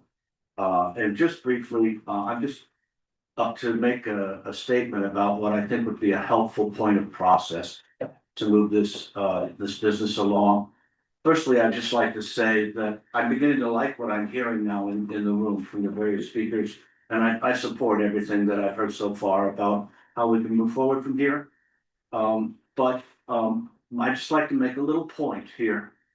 An observation that if everyone in this room that's right here now, that's representing the public, if they were all of one mind on the subject of what we should do about this budget or that budget, the school board budget at their appropriate meeting or here. And we resolved that we were going to recommend to the board those very changes. And they were made, there wouldn't, the amount of votes here for on the occasion of the town meeting would not be sufficient to be decisive as to whether the votes would actually carry the next time around, whether we slice more here or there or actually add something. And that also was the same condition that applied at the town meeting, where there were not enough people there in attendance to determine the outcome of the vote. That's what I observed. And so therefore, I'm only going to make a process suggestion, which is that we encourage you to adopt some sort of informal notice and comment period as soon as you can on the process that we're involved in now, and get it out, publish it some way, just make it public to all the townspeople, that they have the opportunity to let's provide some kind of written input into the process of reforming the budget for the occasion of the next meeting. So they can have their say and say, well, this is what we'd like to see different. Thanks. Thank you, Tyler. Good point. Jake? Hello, everyone, Jacob Chase again. That was a great idea. I don't know, maybe if something like the school does with their digital board out front of the town hall, maybe something like that. But that's not why I'm up here. I'm wondering how many full-time town employees do we have in this town? I believe I read roughly 28. I don't know if that number's correct or close. I don't know if anyone wants to verify. But if that's the case, that's one full-time town employee for every 100 residents. Maybe there's some of that stuff we could cut down to part-time. Maybe we could subcontract stuff out to eliminate some of those health insurance costs, some of those benefits that we do pay as a town. I don't know how, but just a suggestion to look at. I encourage the board to look at that and see if do we really need 28 full-time. Again, I don't know if that's the number, but somewhere close to that maybe. I don't know. That's something to look into. That's all. We might have, I don't think we have 28 employees, and if we do, they're not all full time. But, yeah. Are there any questions coming in online? Mostly comments. The last one that just came in was someone could create a Microsoft SharePoint that residents can add their ideas to. Microsoft project could be used to document the status of where we are as a project. Where we are with project completion. Who was that, Casey? And bundle. I might have pronounced that last name wrong. No, you're right. And that was a PowerPoint, SharePoint. Yeah, Microsoft SharePoint. Kind of like the Google form, you kind of told me.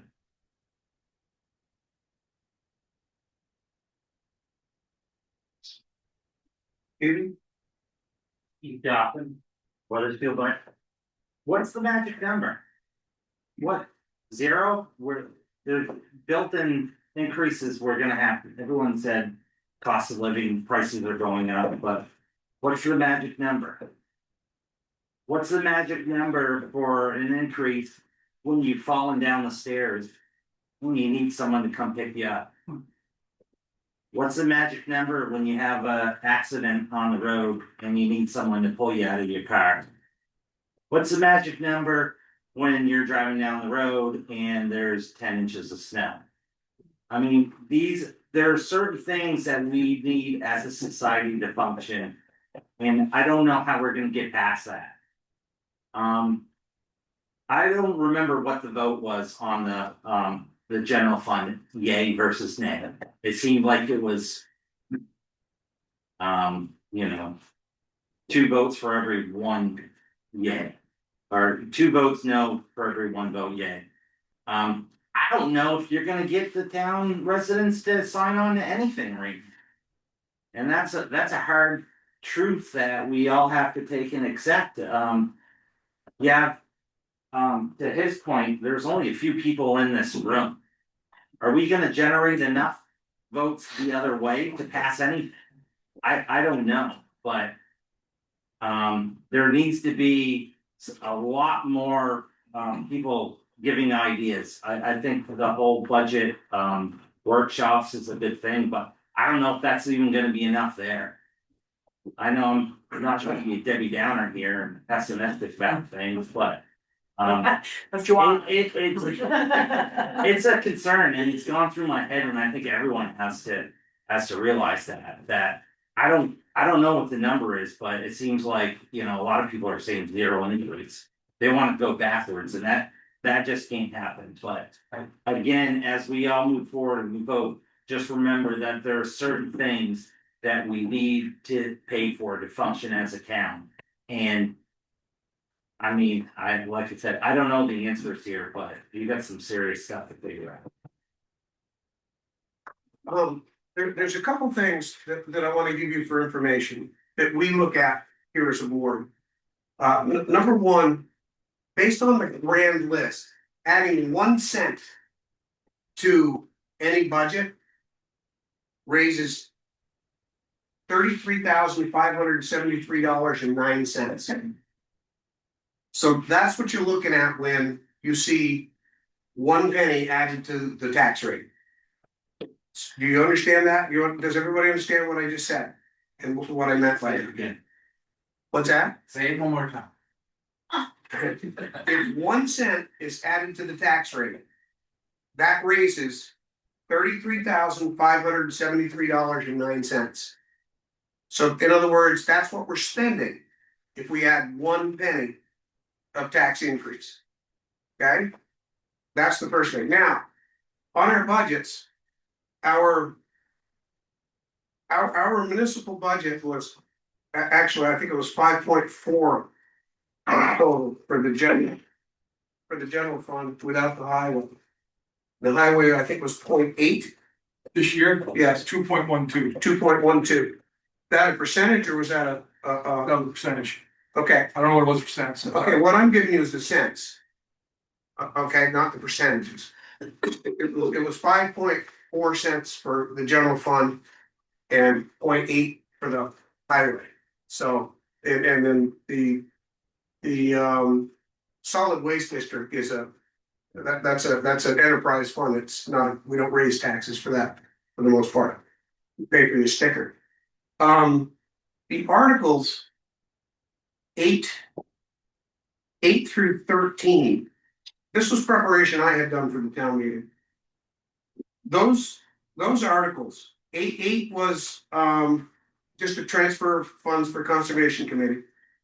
9 was the $20,000 for Parks and Recreation, which passed. And then articles 10 through 13, they were the capital plan. 8 through 13 added 12.8 cents to the tax rate. That's the capital budget plan. That's how much that added to the tax rate.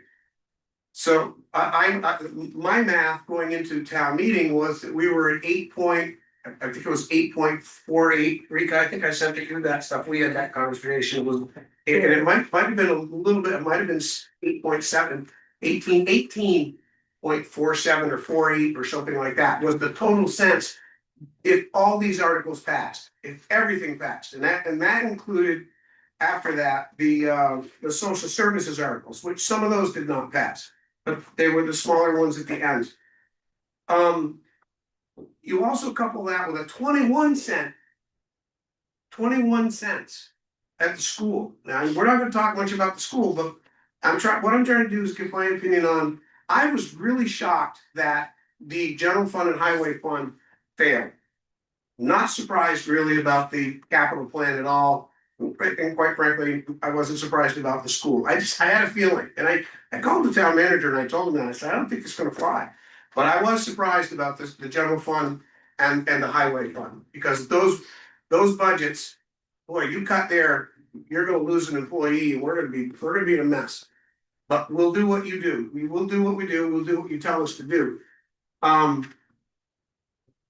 One of the conversations I've had with people is, well, we have to, and I had asked for this to be done and it didn't get done, but I understand there was a lot of stuff going on. It was very busy.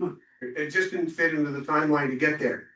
What I wanted to see is what would the articles have looked like for equipment replacement this year with borrowing, so that we could have compared to the capital plan, so that we could have looked at it and said, and I didn't bring this up during the board meetings because we were talking about the capital plan, but I kind of wanted to see that for the presentation, that okay, this is the capital plan, this is putting money away so we don't have to borrow any money.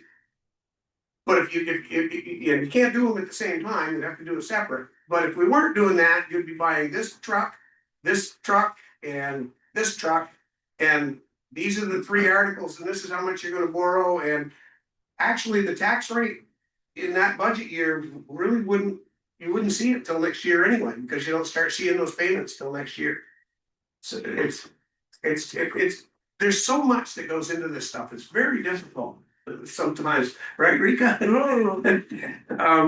But I would still, in the early process of this, I would like to see a list of what that equipment is that we have to replace this year and what that cost looks like. Either way, either borrowing or buying outright, what's it look like? So you have some sort of comparison to put to the capital plan, which is long range and saving you money in the long run. I agree with it. But I also, in my conversations, I made this statement to a reporter, should have been in the paper. I don't know if it was, I didn't even see the article yet, but I was on the record. I think if you ask people, give me 3 or 4 reasons why the plan, why the budgets failed. I think it was the total increase of nearly 40 cents per hundred that people just couldn't do it. That it's just too much. It's just, it just is. And it was for me. I mean, that's a lot of money for me. Andrew, and I just wanted to give my opinion on that stuff. Hi, Andrea Murray. So I'm hearing all of these communications and concerns, discussions, nothing's a few specifics, but nothing specific. And then on Facebook, there were a lot of discussions, 0 increase. We don't need this. So I would ask or say as a recommendation is, what if we had 2 different budgets? If we do bring it down to 0, what does that look like? And then we can have the meeting and say, you know what, we don't increase anything. We reduce all of the pay increases to 2.9%, whatever the cost of living is, because that was a big issue too. And if we take away certain things like the stipends for waiving insurance, those are 20-some thousand here and there, all these small things. But if we truly just said, okay, I'm gonna cut it to the bare bones, this is what your budget looks like. But to the conversation back there, but what that looks like is town hall's gonna be shorter. You're not gonna have staffing for necessarily, we're gonna have to wait till 3 or 4 inches before we can plow. We're not gonna have X, Y, and Z. That's what this budget looks like. Because that might pass, that might be what our voters want.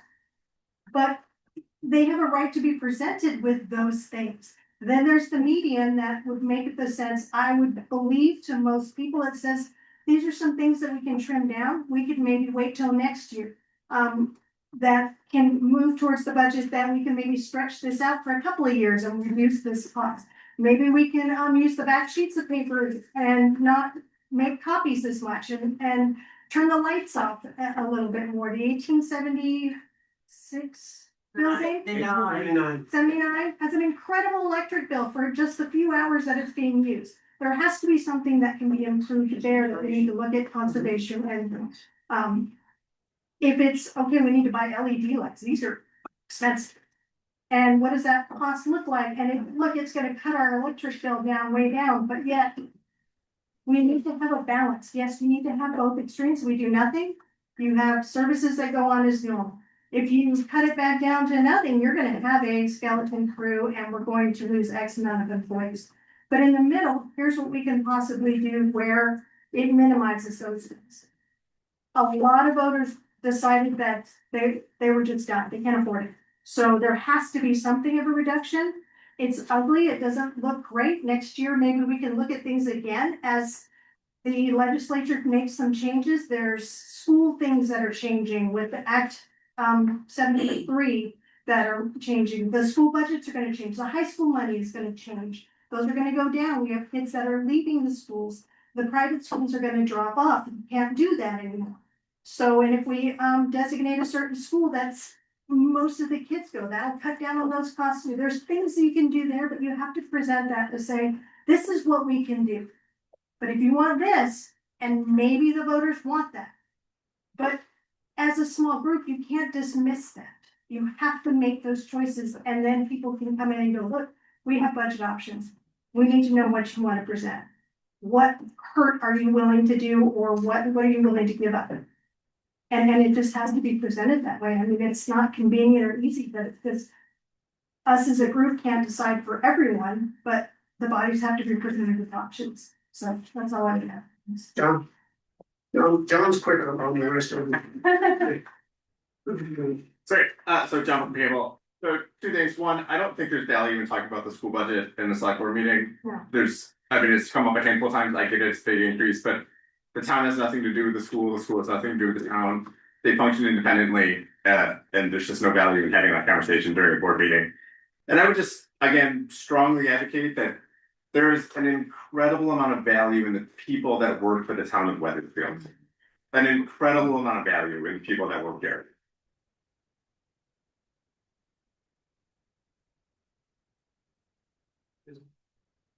I was giving your name down. Susan Wilder from Perkinsville, just a piece of information regarding Andrea, the electric bill for the schoolhouse. It is high, but it also is for the freezers that are there for the food shelf and the food pantry that everybody volunteers for, and that's possible for so many, a lot of people who aren't even Weathersfield residents. And I saw that food too, and then corrected myself. There's freezers there. John.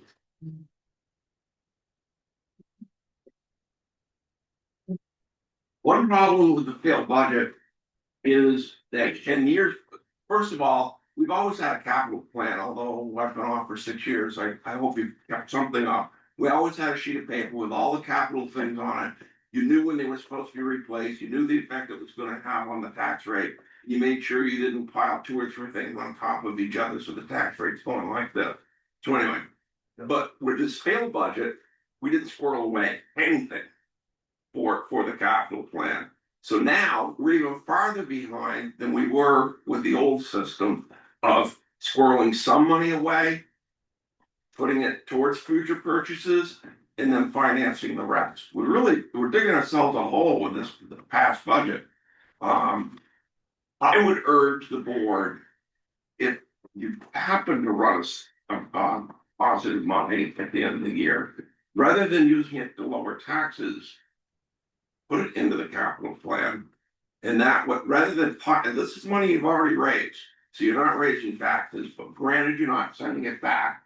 But it would be a way to slowly build that fund up rather than this one-shot deal or whatever it was 5 years before we had it.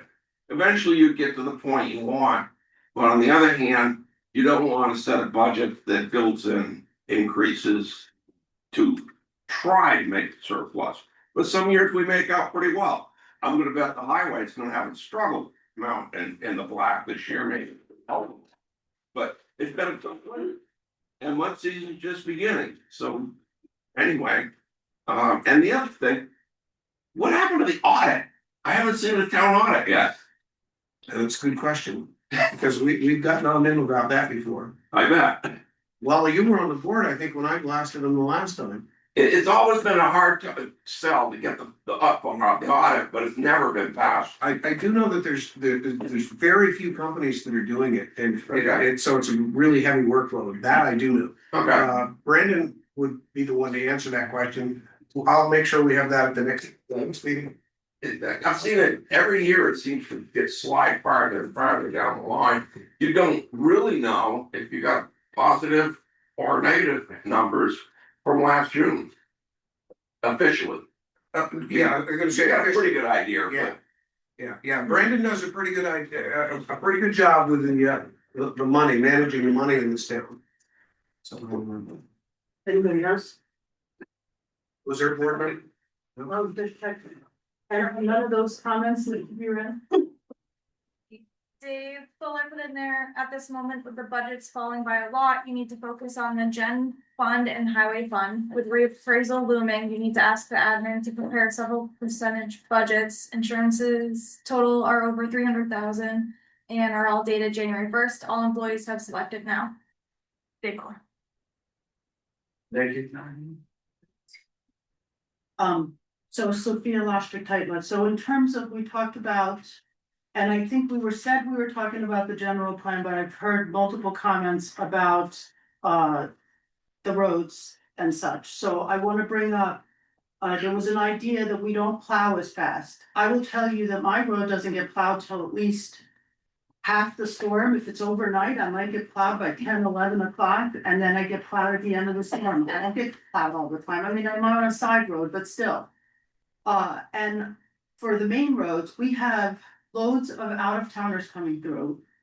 And if we're not gonna plow, are we ready? And if we're not gonna keep the maintenance up on the roads. We're ready to have our flat tires when you go through a pothole, and we're ready for when you have that accident because the person out of town doesn't have snow tires, or a person that's local doesn't have snow tires because they can't afford it.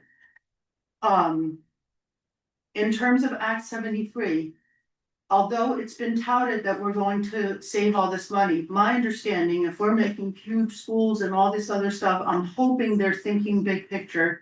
But all this stuff has to be built by some kind of budget. Can we think about more volunteers helping the town to help make sure that we're not adding, so we keep the employees, but we don't add more cost? Maybe folks are willing to come help and give a hand on some things. I know it's extraordinary because most people don't have help, aren't able to help.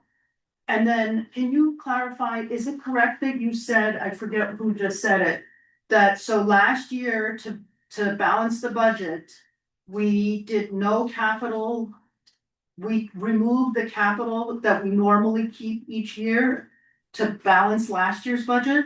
So that's why we're behind the 8 ball now, to John's, no? No. Okay, so we've been putting You're away. talking about purchasing equipment? Yes, like putting away so that we have something when we need to buy it.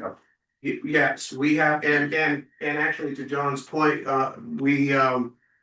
when Brendan was creating this capital plan, there were what we call fund balances. That's money left over at the end of the year. Can't really do anything to it until it goes through the audit.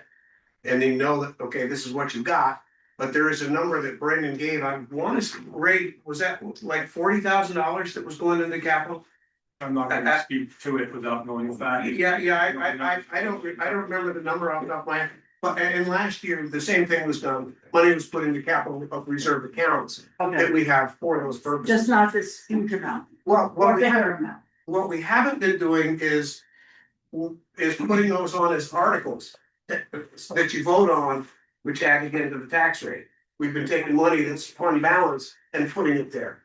So it hasn't been, we already have the money, you've already given it to us, and we're using it that way, creating new articles and raising more money. So. Anybody else? Nathan? Luxury of not being on the board is I get to make my last comment and go home and go to bed, right? The only other thing I might suggest is we look at some of those votes were really close, right? Like the highway was very close. That's a different conversation, I think, than the general fund budget. And if I was looking at being the highway capital, but it's much closer than the other budgets, unless I have my articles mixed up. But those are really close, and I think that's a different conversation than what's going on in the general. I agree. Anybody else? Can we talk about highway? It sounds like that's melded in. It is, yes, go ahead. We kind of are talking about the two together, and I think that's okay. How's the board feel about that? I mean, It sounds like they've been kind of melded. Mary Branson, there were certainly several budget items that I voted no. However, I was impressed with the highway department going up only slightly more than 2%. And that was a definite yes. And as Nathan just mentioned, if 9 of those no's had been yeses, the budget would have passed. So it is incredibly close. But now we're in a whole new environment where oil is over $100 a barrel and we're seeing gas at $3.55. I'm wondering, is there a chance that Ray's gonna have to have a higher budget? It is going to end up in a lot of product. Mr. Jones. Yeah, Wayne Johnson, I'm pretty familiar with the capital plans actually, because I've worked power plants, we had 10-year structures when we tear down turbines and send them out, so I'm all for 100% capital plans. The thing that I would question is where do we come with a terminology of when a truck needs to be replaced? Is it, it seemed like they were replacing trucks more often, and I mean, I know also I used to pedal fuel contract haul, and I'm an old truck that 20 years old with 400,000 miles on it and it was still running, all in fuel. So that's the question I would have. And the other question I would have is, I've been here I'm 70 years old now, so I've been here all my life. The other question I would have is, how many more miles of dirt roads or roads do we have in Vermont now, in Weathersfield now, than we had, let's say, 50 years ago? Because 50 years ago, one mile. Pretty much. Okay, well, 50 years ago, my uncle was the road commissioner in this town, and we got by with a lot less trucks, 6-wheel trucks, and one old galleon grader that was probably 15 or 20 years old. And I'm all for capital planning replacing, but I don't think that down this side, we just need, shiny vehicles are nice. I'd like to be able to buy a new truck every 2 or 3 years, but it's just not feasible. So most of us run, if you have a truck, anybody's working man, you run your truck 10 years, 200,000 miles. I mean, and these trucks that we have, they're good for a lot of miles. I've got friends that own construction companies and they'll have 500, 600,000 miles on their trucks, and they're still running. I just think you'll find a lot of towns throughout Vermont that we don't have all brand new trucks and equipment. And we have some nice looking trucks here. I'm big town proud, but I think we need to look at what time we replace something. I think we have to look at our capital plans, take a real strong look at them, and what is the replacement on? We couldn't send out turbine generators every 10 years. We had maintenance items, we had repair items, we had capital plans, and we work our budget on that when they had to be replaced. So that's all I gotta say, just something that I look at as capital plans. Ray, would you like to address that? Yeah, if you know where the question is. Yes.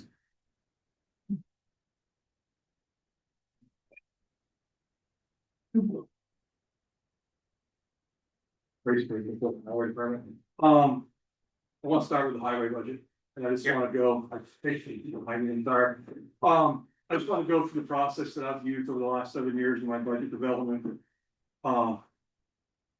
When I first started working for the town in 2003, at 9 employees, we're down to 6. I've already reduced one truck out of the fleet. I have 2 other trucks that, once they're done, we have 99 Mac, they were basically using for chloride at this time. It wasn't worth anything on trade-ins, we kept it for chloride. When it rots out, I have an 09 that are now our spare, that has been used probably 30% of this winter, because our 2012 has had serious electrical issues. It's not about them. Okay, I won't pivot into the capital plan yet. I've really tried hard to start at 0, and everything that I add, I assess what's the payoff. So if I stop buying new tires, I buy retread on the rear. I have to put new ones on the front. They only last a year, whether they're new or retreads. Retreads, I can buy 2 tires at the price of 1. I buy carbide bits or carbide blades for the plows that last a year and a half, almost 2 years, depending on the season, as opposed to the ones that only last a year, but they only cost about 30% more. The grader blade, instead of having a cheaper grader blade, it had another blade in front of it, which made it really thick, and it put more power and more fuel to cut into the road. I now have one blade that lasts almost 2 seasons, but yes, it costs more, but the payoff was more. So everything I do, I try to assess what's the payoff as opposed to what's the cost. So it's not about new shiny trucks or anything. My father lived in this town out of high school. He got married after college, moved here with my mom. He was in the highway department for a short period of time. After he retired, my mom and he had divorced. He's on his own. In the wintertime, I had to keep helping him out, and we took extra. I gave him money for fuel or whatever. He had to decide between buying fuel, oil, medicine, and groceries. So everything I base on, I think about that. So I try, I really do. I try to get grants. I looked at the capital plan, and yes, this year sucked. It was horrible because we had a huge school budget, a whole bunch of other stuff going on, but it doesn't get any cheaper.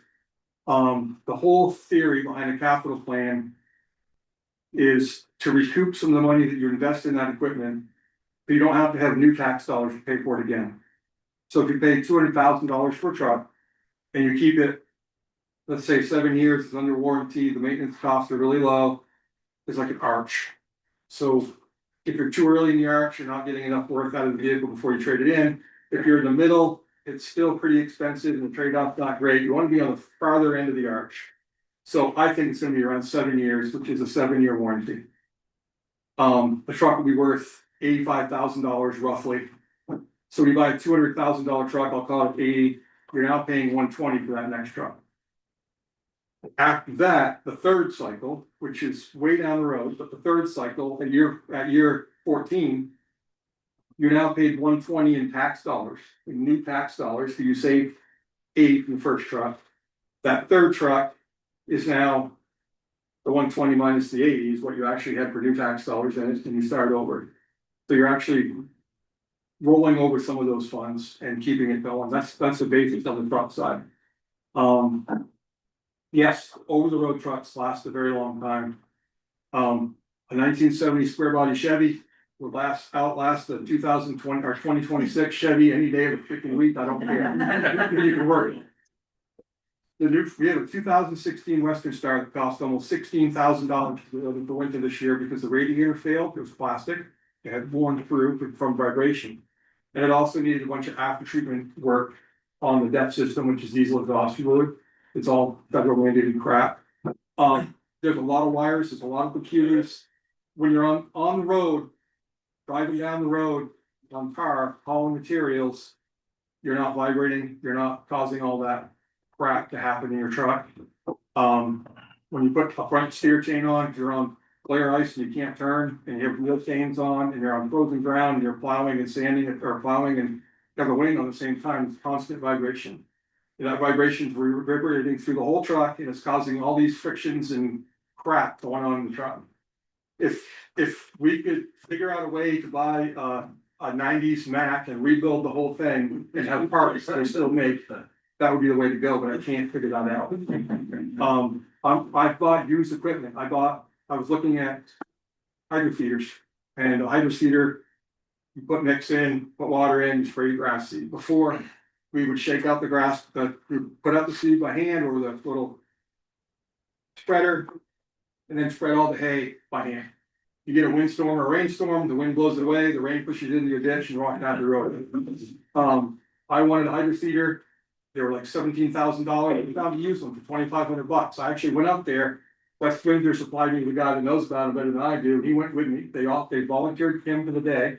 He went with me to look at it, and I talked him down from $2,500 to $2,200. That's just things we do.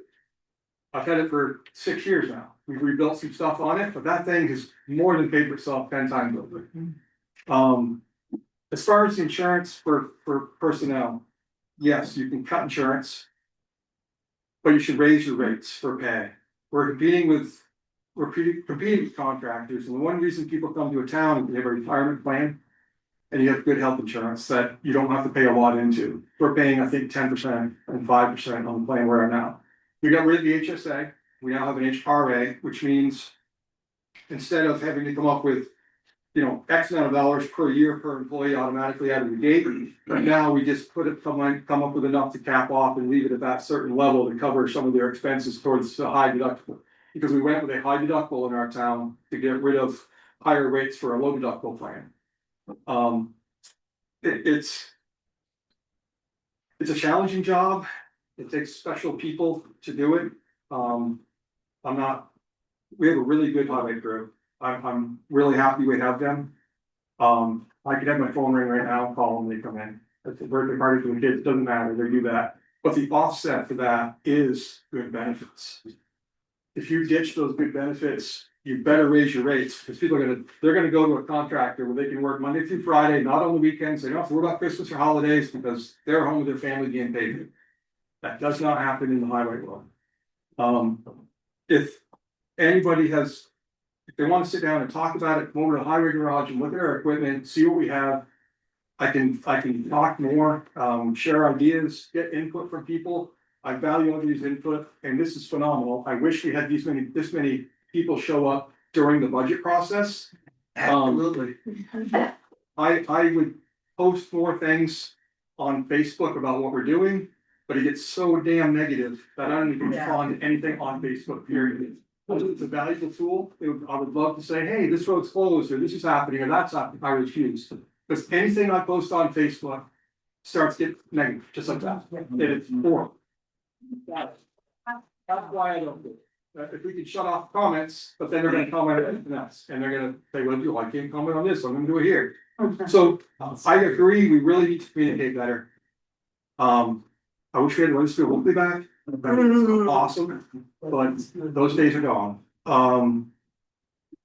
I just, my email address is highway@weathersfield.org. Write an email. If you got a comment, concern, thought, instead of just being negative and feeling like you're not heard, just send me a comment. Let me know what's going on. I'll try to respond if I have to. If it's a question, I'll try to respond back to you. But Someone's got their that's it. I just wanted to. That's all I had. Thank you.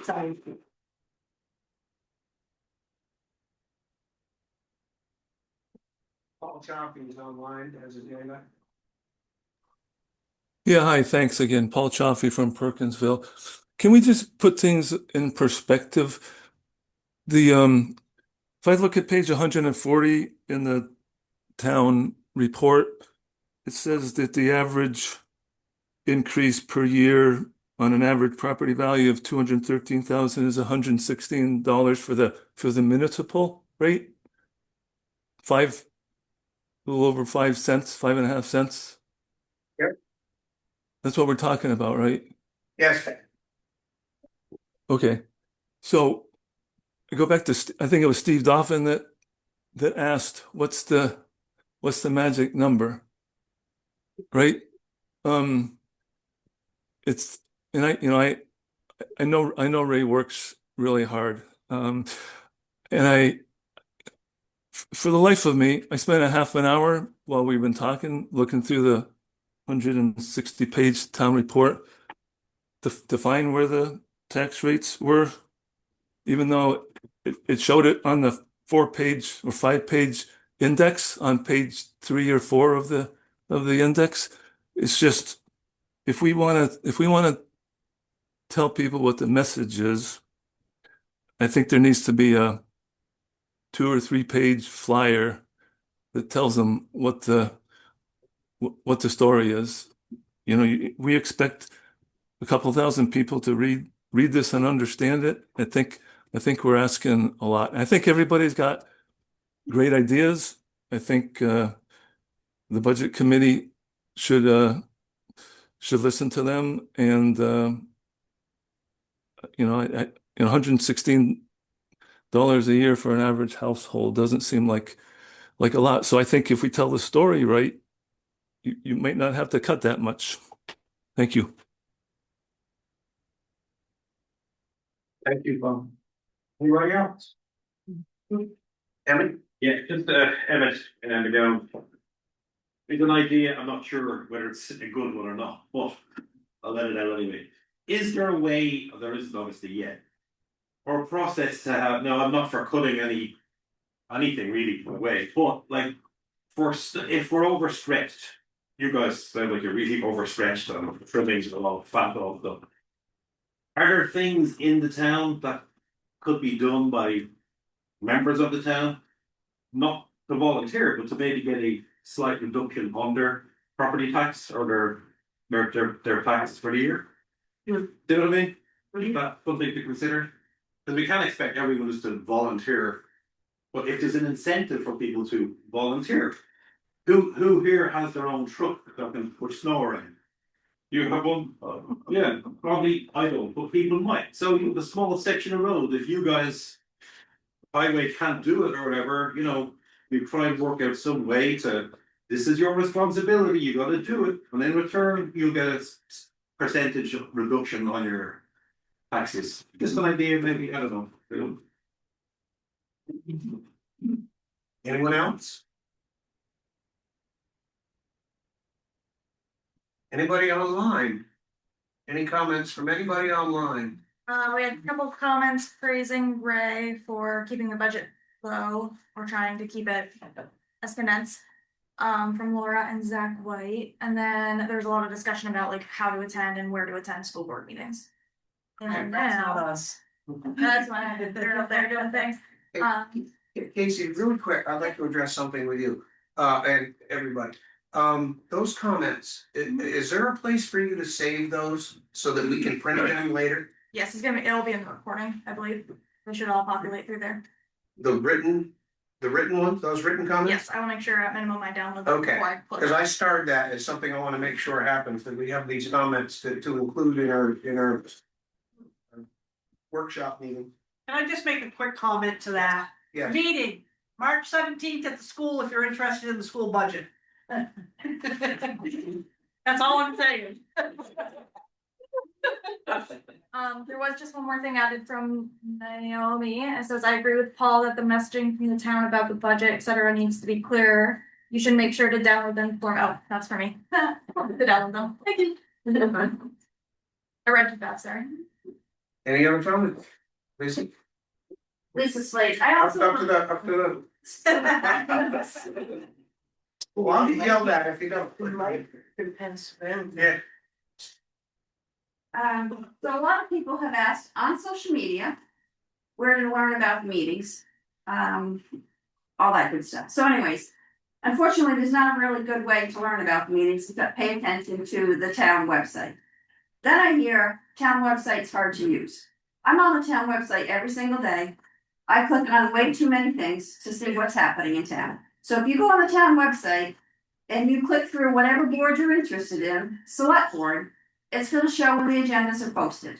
Usually the agenda is posted and depending on when the agenda is posted, a day, 2 days, 3 days later, there's a packet that's posted. So don't just stop when you see the select board agenda has been posted. Make sure you go back and see that the select board packet has been posted. There's a lot of really good information in that packet. And you're gonna learn a lot more about what's gonna be discussed and what's happening within the town if you look at the packet information. Yeah. Yeah.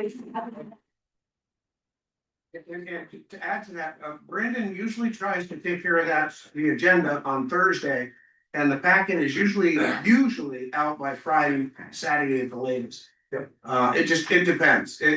His schedule is crazy, so it just depends on what he has for time to get it assembled. And it depends on how much is in the agenda. Mike. Yes, great, thank you. The one thing that brought up earlier that I don't want people to forget is about the email list. I think that might be plausible. We should check it out and see if people can share their email and want to be put on that list for the select board packet. Anything else that's going on. Once we have a group together, I don't know if it's a huge job to get it set up. I'm not a techie, but I think it's worth looking at. It might be a possibility. When I used to live down in the Boston area, and our town, you could register on their website if you wanted, for example, to get the there's street sweeping, any kind of an emergency notification, or snowstorm coming and there's not going to be any parking on the main street, you're gonna, but that would be sent out automatically. But you had to register. But it meant that you didn't have to go on the town website. But I think there is that, does it not work? I don't know. It does not work. It does not work. There is a link to sign up for alerts. It does not work. Oh, well, let's get it working. Ray, go ahead.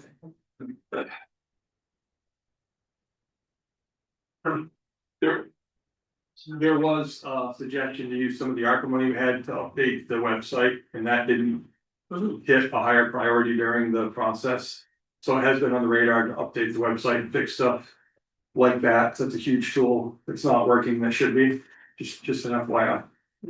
And well, I'll say this though, when it was working, boy, was that thing annoying. Man. Yeah.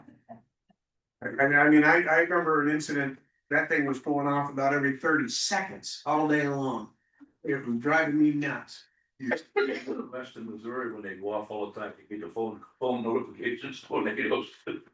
Beep, beep. Any other comments on the general fund and highway fund? I just want to mention a time check, just for those of you who don't know, it's about 5 of, Wow. And? no, not yet, 5 of 9. What day are we on? Where is it? Thank you, Rika. So, the capital plan, do we wanna talk about the capital plan now, or you? Like. What? It It is. I feel like we kind of had a whole bunch of discussions kind of melded in with the capital plan. Okay. At this point. Good. And a lot of good information, that's. Not that I don't want to get more input from it, but we can only beat a horse so much. I hope we're gonna continue to see this kind of participation, because it does matter. And it's invaluable, how else are we gonna know this, you know? You need to talk to us, we need to hear from you, we're here for you. I'll give you another heads up that you wanna be paying attention to, is you got a town plan coming before us here in another couple months. It's really important. That's gonna go through a hearing process at the planning commission. You should be participating there, because we can make changes there without adding cost. Because we don't have to rewarn a hearing from the planning commission. We can make changes through the hearing process.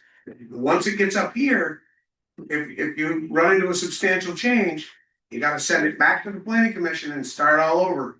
So that's another cost. So if people would participate at the planning commission, that would help with the budget process. Mike? Yes. It might be good to define what the town plan is, people know how it's used.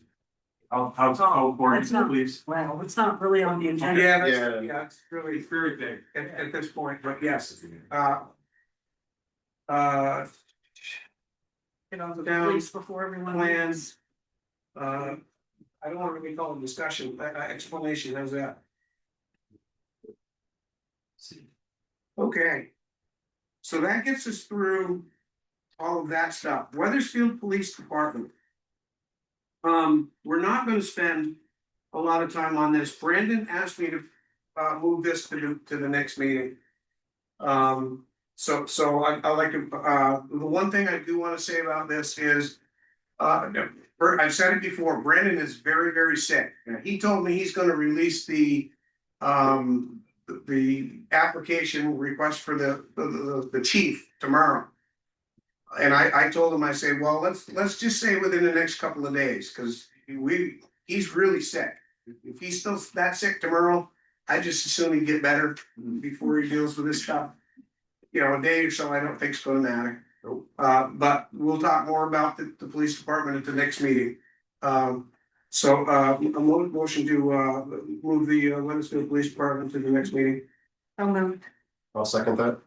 Motion's been made and seconded. That will be a future discussion, future agenda item. Any other discussion on that? All in favor of the motion signify by saying aye. Aye. Any opposed? Any abstentions? Motion carries. Town manager updates, there won't be any of those this evening.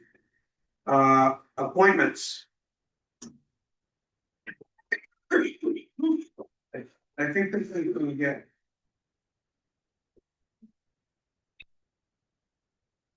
So let's work our way down through the appointments. I think we're gonna run into it seems like we're gonna run into an issue at the DRB. But we'll see. I need motions to appoint individuals. Do you want to appoint them as a list to each of the committees? As a whole, or do you want to do them individually? Do we have more applicants in the committee's hold? There's your honor veterans memorial committee, and I'm standing down, I'm voting.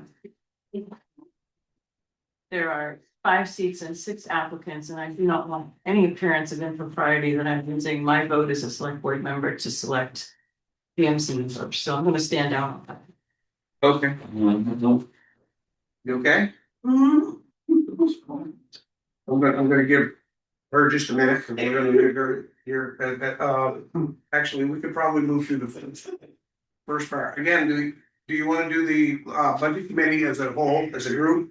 Budget committee is a 1-year appointment, so all positions are 1 year. I have no objections. Okay? In the interest of expediency. Would somebody like to make a motion on the budget committee? I make a motion to appoint Marcus Murray, Sophia, please pronounce your last name. Like your last check in your checkbook. Your last checkbook. Michael Craig, Wayne Johnson, and Christopher Charest to the budget committee for a term of 1 year to expire on March to today's date, A town meeting, on town meeting date 2027. that works because whatever day it falls on. Do I hear a second? Second. Motion's been made in second to appoint August Murray. Sophia, last check in my book. Michael Creighton, Wayne Johnson, and Christopher Charest. No disrespect. No, but. To the budget committee for a 1 year term expiring on town meeting day 2027. Any discussion? Hearing none. Mr. Chair, please. Sorry.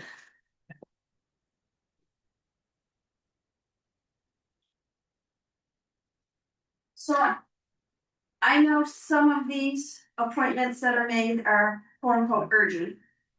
But I just wanna throw out there, and there's a lot of people that are learning a lot about town politics this year, for whatever reason. So what I wanna throw out there is this action, to me personally, is kind of quick. I know the process. I've been here long enough. I've served on enough committees and commissions and boards and all that other stuff. So I know the process, but most people don't know the process. And they don't know that, man, if you don't get your little letter, man, your application to the town manager and your letter in before the first meeting in March, you're not gonna serve on the committee. So again, I know some of them are urgent, but I just wanna throw it out there, but it's an awareness thing. People are gonna learn as time goes on. Maybe next year they'll act a little bit faster, but if it's not urgent, it's a shame that you appoint the positions in the very first meeting and other people don't get a chance to apply. And my suggestion to that would be this for us and our administration. For instance, the DRB, they've got a meeting tomorrow night. We could provide instruction to them that this can't happen. Now that becomes questionable to Forest you or a zoning administrator. You're dealing with a client, which is a town person paying their taxes and wants their zoning permit or to deal with whatever issue they have. I believe this is an appeal of a decision, a previous decision, that's being heard tomorrow night. But you would be postponing that person's time also. So some consideration has to be given to that in doing that. Go ahead, Ford. I could be wrong, but I believe the statute says you serve until you're replaced. So On even though DRB? the term may expire, technically, I think you can keep going until you're actually reappointed or replaced by someone else. On all I'm just saying of these or just DRB or? On the statutory boards, Okay. yeah, but I don't think you'd be jeopardizing the DRB seat or a hearing. That the people that are currently seated Oh, okay. continue to serve until we. Okay, I see. We put this off. So some research there, and there might be some other places, like in this particular year with the budget committee. Which expires on town meeting day, but they've got a job to get to pretty quickly here. That one's urgent, yes. So, but you see what I'm listening to what you're Like I saying. said, some are urgent, some are not urgent, but I mean, it's a shame that the people, you know, like I said, who participated, you know, let's come first, serve, you better get your name in. But there are other people and other commissions and committees, Martin Wild Hall trustees, they didn't have a meeting in 2025. So it's not really urgent to appoint people to Martin and Wild Hall trustees. Just say, advertise it and get somebody that wants to do it. Mike, we've got hand raised online. Who is it? Julia? Julia? Ryan Gumbart. Yeah. So just this is Ryan Gumbart. Just wanted to speak to the DRB meeting tomorrow. They would be able to function without the appointments happening tonight with the board members who are carrying over. And then they have, under their rules of procedure, they have the ability to basically continue to function with the board as is. So I think there's 3 members who would not be needing reappointment, and then there's 1 alternate who will remain. So there'd be a quorum of board members for the hearing tomorrow. Okay, and before we drift too much further down any rabbit holes, we have a motion on the floor, which has to do with the budget committee, so I wanna rein in the conversation to the budget committee at this time. So and this get is to that the done. budget committee. Okay. So to the point that you just made, sorry, I should know your name, you've said it enough times. Yeah, I'll be here next time. That people don't know the process, I didn't know the process, and I'm scrambling to try and figure out how to get involved, so. I can't say for everybody else, but if somebody wants to be part of it and give us additional inputs, I think. Get them to get in touch with us and, and then it can come before you and we can decide.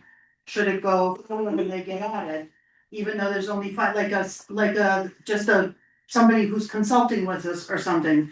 Even though we need to get started now, so just wanted to put that out there. Any further discussion on budget committee? Can I just add to that?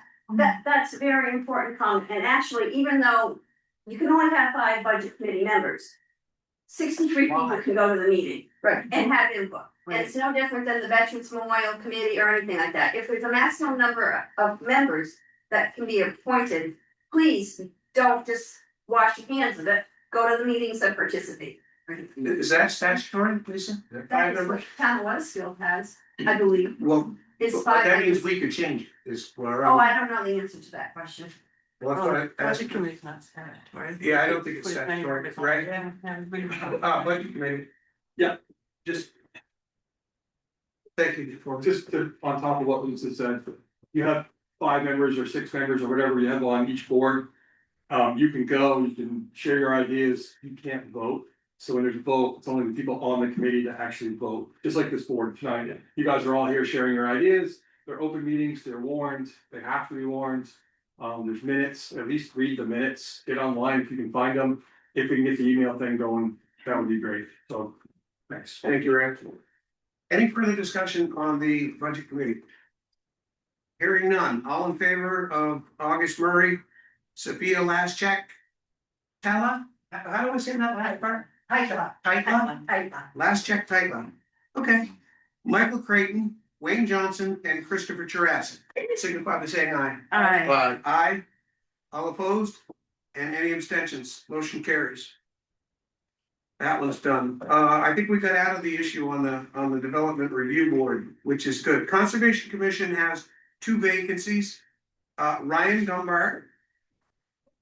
You're sitting past the DRB. I'm not skipping the DRB according to my agenda. No, Oh, no, Not on the list. no, I'm Conservation Commission, we're not there yet. Are you Oh. falling asleep? I must have nodded for the I'm sorry. Mr. Chair. Question. Jacob? Hey, Jacob, thanks again. I emailed Brandon about this on Friday when I got the agenda notice, and I wanted to officially withdraw my application for the tree warden and put my. We're not doing that, we're I on. understand that. I'd like to apply to the Conservation Commission. I see there's 2 vacancies and only 1 name. I'd like to put my name in for that and withdraw it from the tree warden. That is all. I don't know what the process is. I'm Okay. here too, so. All right. That's all. I'll get you through that as we go. Okay. But you would not be able to be appointed tonight to the Conservation Commission because you have to submit your application for that position. In the past, the board has made exemptions to this. They just did it with the 250 committee and last year, people put in their names too, on the day of. It's not an urgent, status thing here, but Just pointing that out, that's all. Ray, Go up there again. yeah. Just out of clarify, there is a new procedure for applying. Well, you have to fill out an application to get on any of these commissions and committees. So ahead of time, you just fill out the application, it's a general form, and you check off anything you're interested in. And they'll, I don't have to go background check or what they do, but they just, that's the process now. It used to be, hey, I wanna join, you join that night. But that has changed. They now have a set policy just to clarify everything. So we do have a request.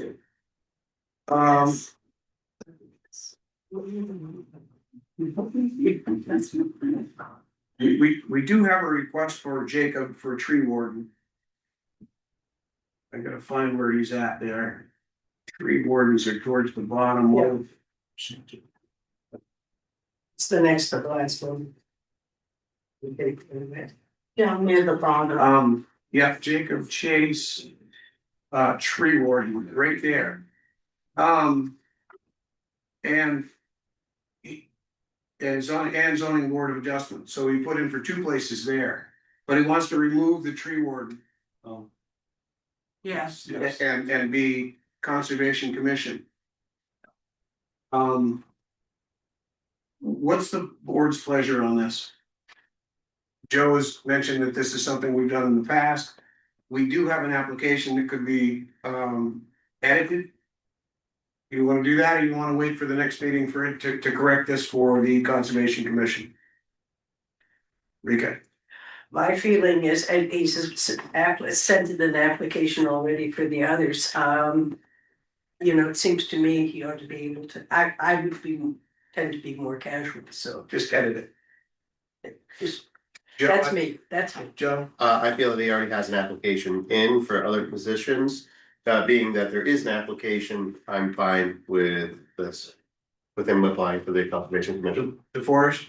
It eliminates competition for the tree warden position, so I'm happy to make the change. Okay, and Kelly? I don't have a problem with it either. Okay, so we will make sure that this thing here is edited.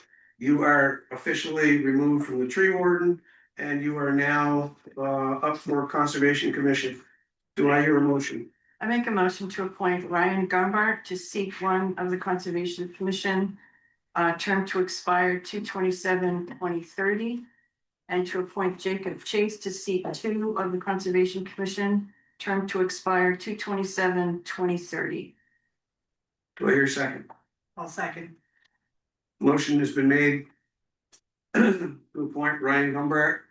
What was the expiration date on Ryan? 2/27/2030. February 27th, 2030.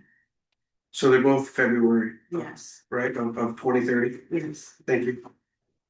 And Jacob Chase also, Same thing, February 27th, be seat 2, expired February 27th, 2030. The 4-year terms, I believe. any discussion?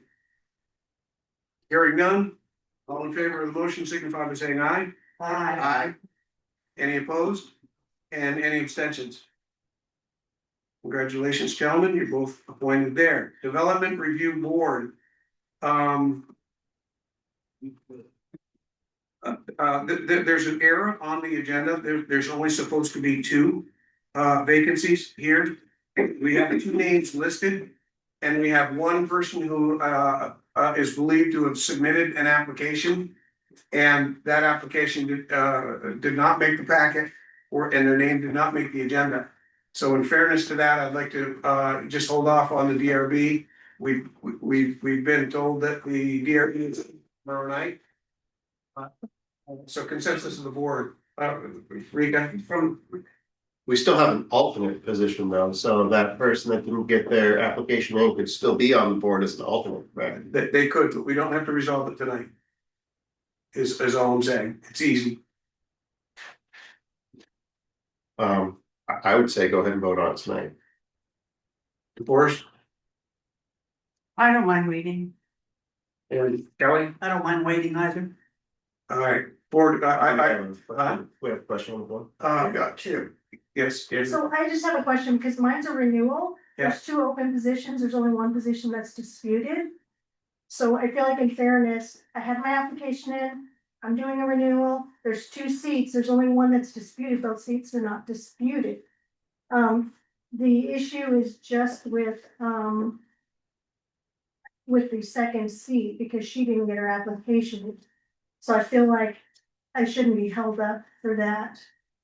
How's the board feel about Aren't you that? part of it anyway, until, aren't you already on it until it's replaced? Yeah.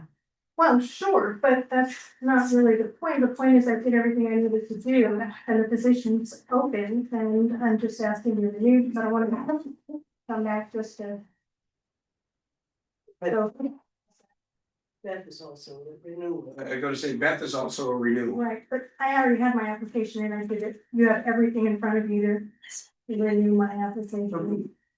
Whereas the other, And that one didn't hold true for Jacob Chase. That his application is here as well. That was kind of my point to the going to the voting about 2 members here that, or 2 people of the public that have applications in, they're in our packet. But is there anybody here that had, and I do not, has evidence that this is not a clerical issue that occurred in the office? It's just a slip up. Yes, mistake. especially since Brendan is sick today. Well, yeah, he's sick today. I mean, I don't know when she brought the application in. I have no idea. And I'm just trying to be fair to everybody. Well, I understand. You know, without having the answer to that question, that's what raises the concern for me is that it could have just been an oops upstairs.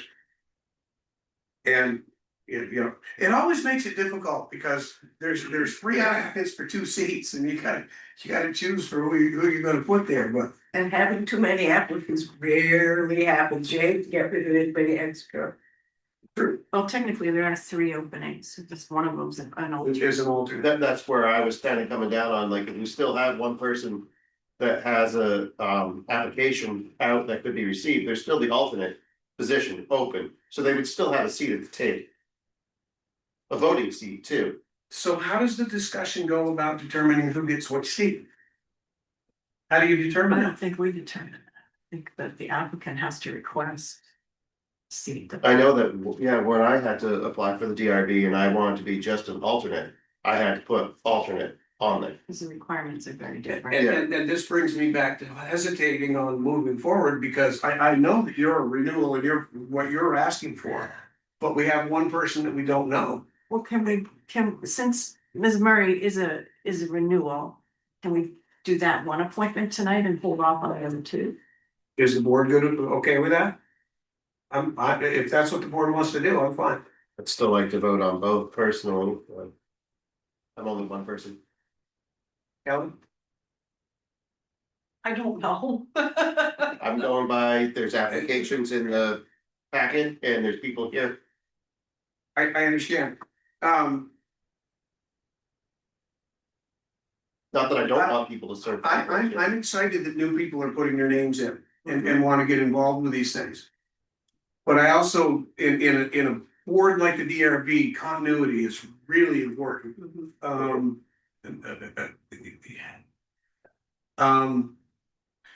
Coming in new, would this be another position that you'd be willing to move to, the alternate position?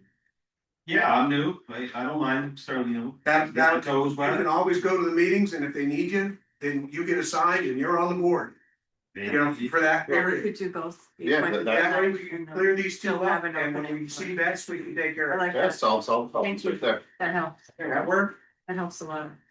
All right, I make a motion to reappoint Andrea Murray to seat 3 on the Development Review Board, term to expire February 27th, 2028. 2 years.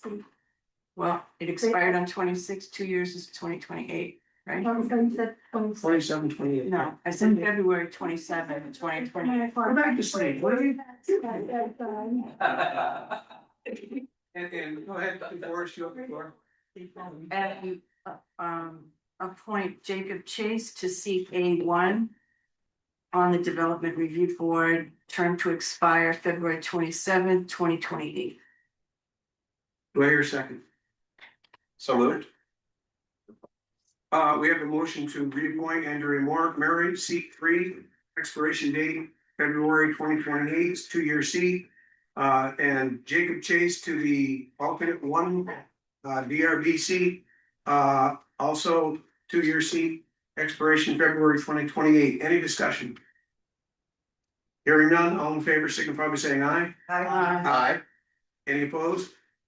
And any abstentions? Jacob, thank you for being so reasonable with that. Yes, sir. Do appreciate it.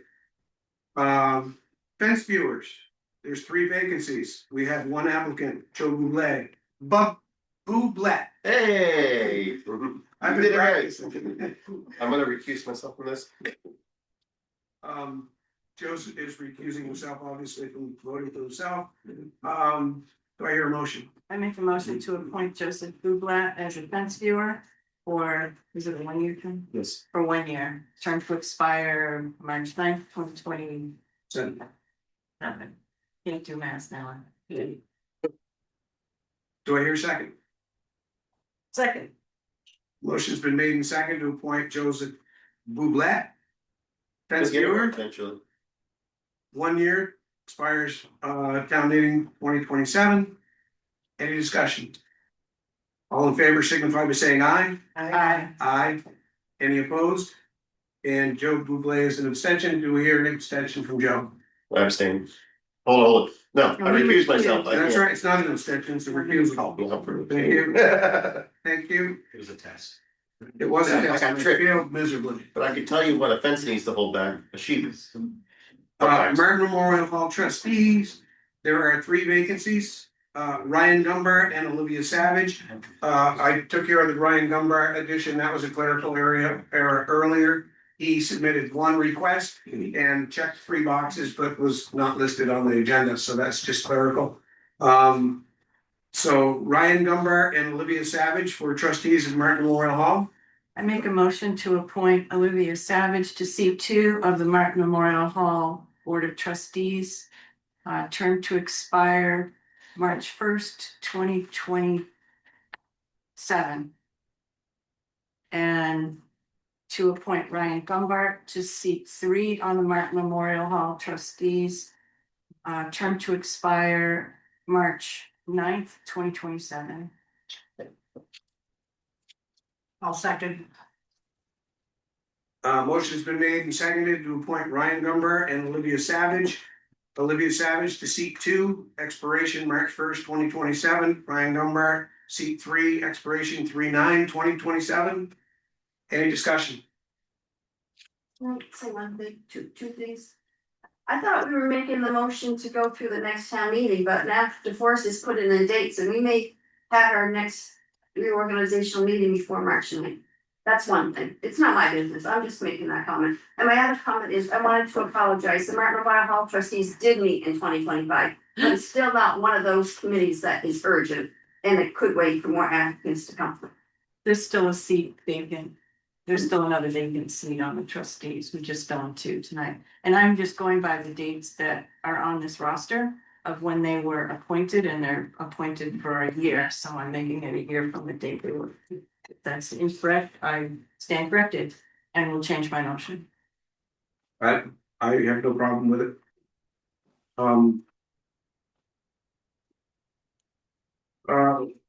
We do have to keep good records of this though, because that 3/9 will carry past. End up on the roster. When the roster is updated. Yep, okay. Any further discussion on the motion? Hearing none, all in favor signify by saying aye. Aye. Aye. Any opposed? Any abstentions? Hearing none, motion carries. Parks and Recreation, it doesn't say how many vacancies, it just says vacancies. I believe that's listed as unlimited vacancies, but I wanna kind of point out that when you have boards that could have unlimited vacancies, how do you manage what a quorum would be? Exactly. How do you meet the open meeting? I think it's not something we should really dive into tonight. No, oh, we're not going to. But Parks and Rec is a committee that you have a 1-year term, we don't rotate anybody. So if there's 5 people on the committee, all 5 people expire, we have to all reapply every year. So. According to this roster, I don't think it's unlimited, I believe there's a limit, I believe there's only 5 people allowed to be on the committee. Oh, okay. Well, this If you roster research has, it, I couldn't tell you right off, but research it, it's. roster has 8 seats on it. Well, I think we raised it. Well, so whatever it is, all those people expire in 1 year. They do. Okay. Everybody has to They're all reapply every year. It's not like the board where 2 people go, people stay, you have a rotation. So we just need to verify what the number is, but that's for agenda purposes and moving forward. We only have one person on here at this moment, so. Everybody is expired and only one is asked for reappointment. So do I hear a motion for Olivia Savage for Parks and Rec? So I make a motion to appoint Olivia Savage to C2 on the Parks and Recreation Commission, term to expire March 1st, 2027. Do I hear a second? Second. Any discussion on the motion? Hearing none, all in favor of the motion signify by saying aye. Aye. Any opposed? I am in favor of her being appointed. Any opposed? Any abstention? Solid Waste Management District, I will, recuse. there's one vacancy and one alternate. What were you, which position did you? I think this year I've been the representative and Brandon was the alternate. I don't know if there's any need for that to change. Did Brandon actually give us a? We don't fill out an application for that. No, No, we never received an application. that's a board appointment, isn't it? That we make as a, like you're a representative of this board. Of this board, yeah. And Brandon is basically just your backup. Is that even anything we do? We used to, because remember, we used to have someone on town garage. And Rika stepped up to the solid waste 2 years when Paul Tillman got done. Okay, so we're doing it the same way? Yeah. Doing it this way? For her, yes. Okay. But if we don't have a, I know Brandon's the alternate, but if we don't have an application, we can't appoint him again. Yeah, but we're appointed from them from the board. That's what I was getting at. Yes, well, she's appointed as from the board. Okay. She doesn't need one of these applications. We Okay. appoint her as our representative. That's why I was saying, I don't. Sorry. Wish it wasn't in here. Yeah. It's no, it really shouldn't be. Well, just bypass it and just appoint him. I'm gonna bypass that and we'll pick it up under other business. Yeah. Surveyors of wood and lumber, 1 year vacancies. Joe Buble and Bublet. Boo. Boo. Black. Boo.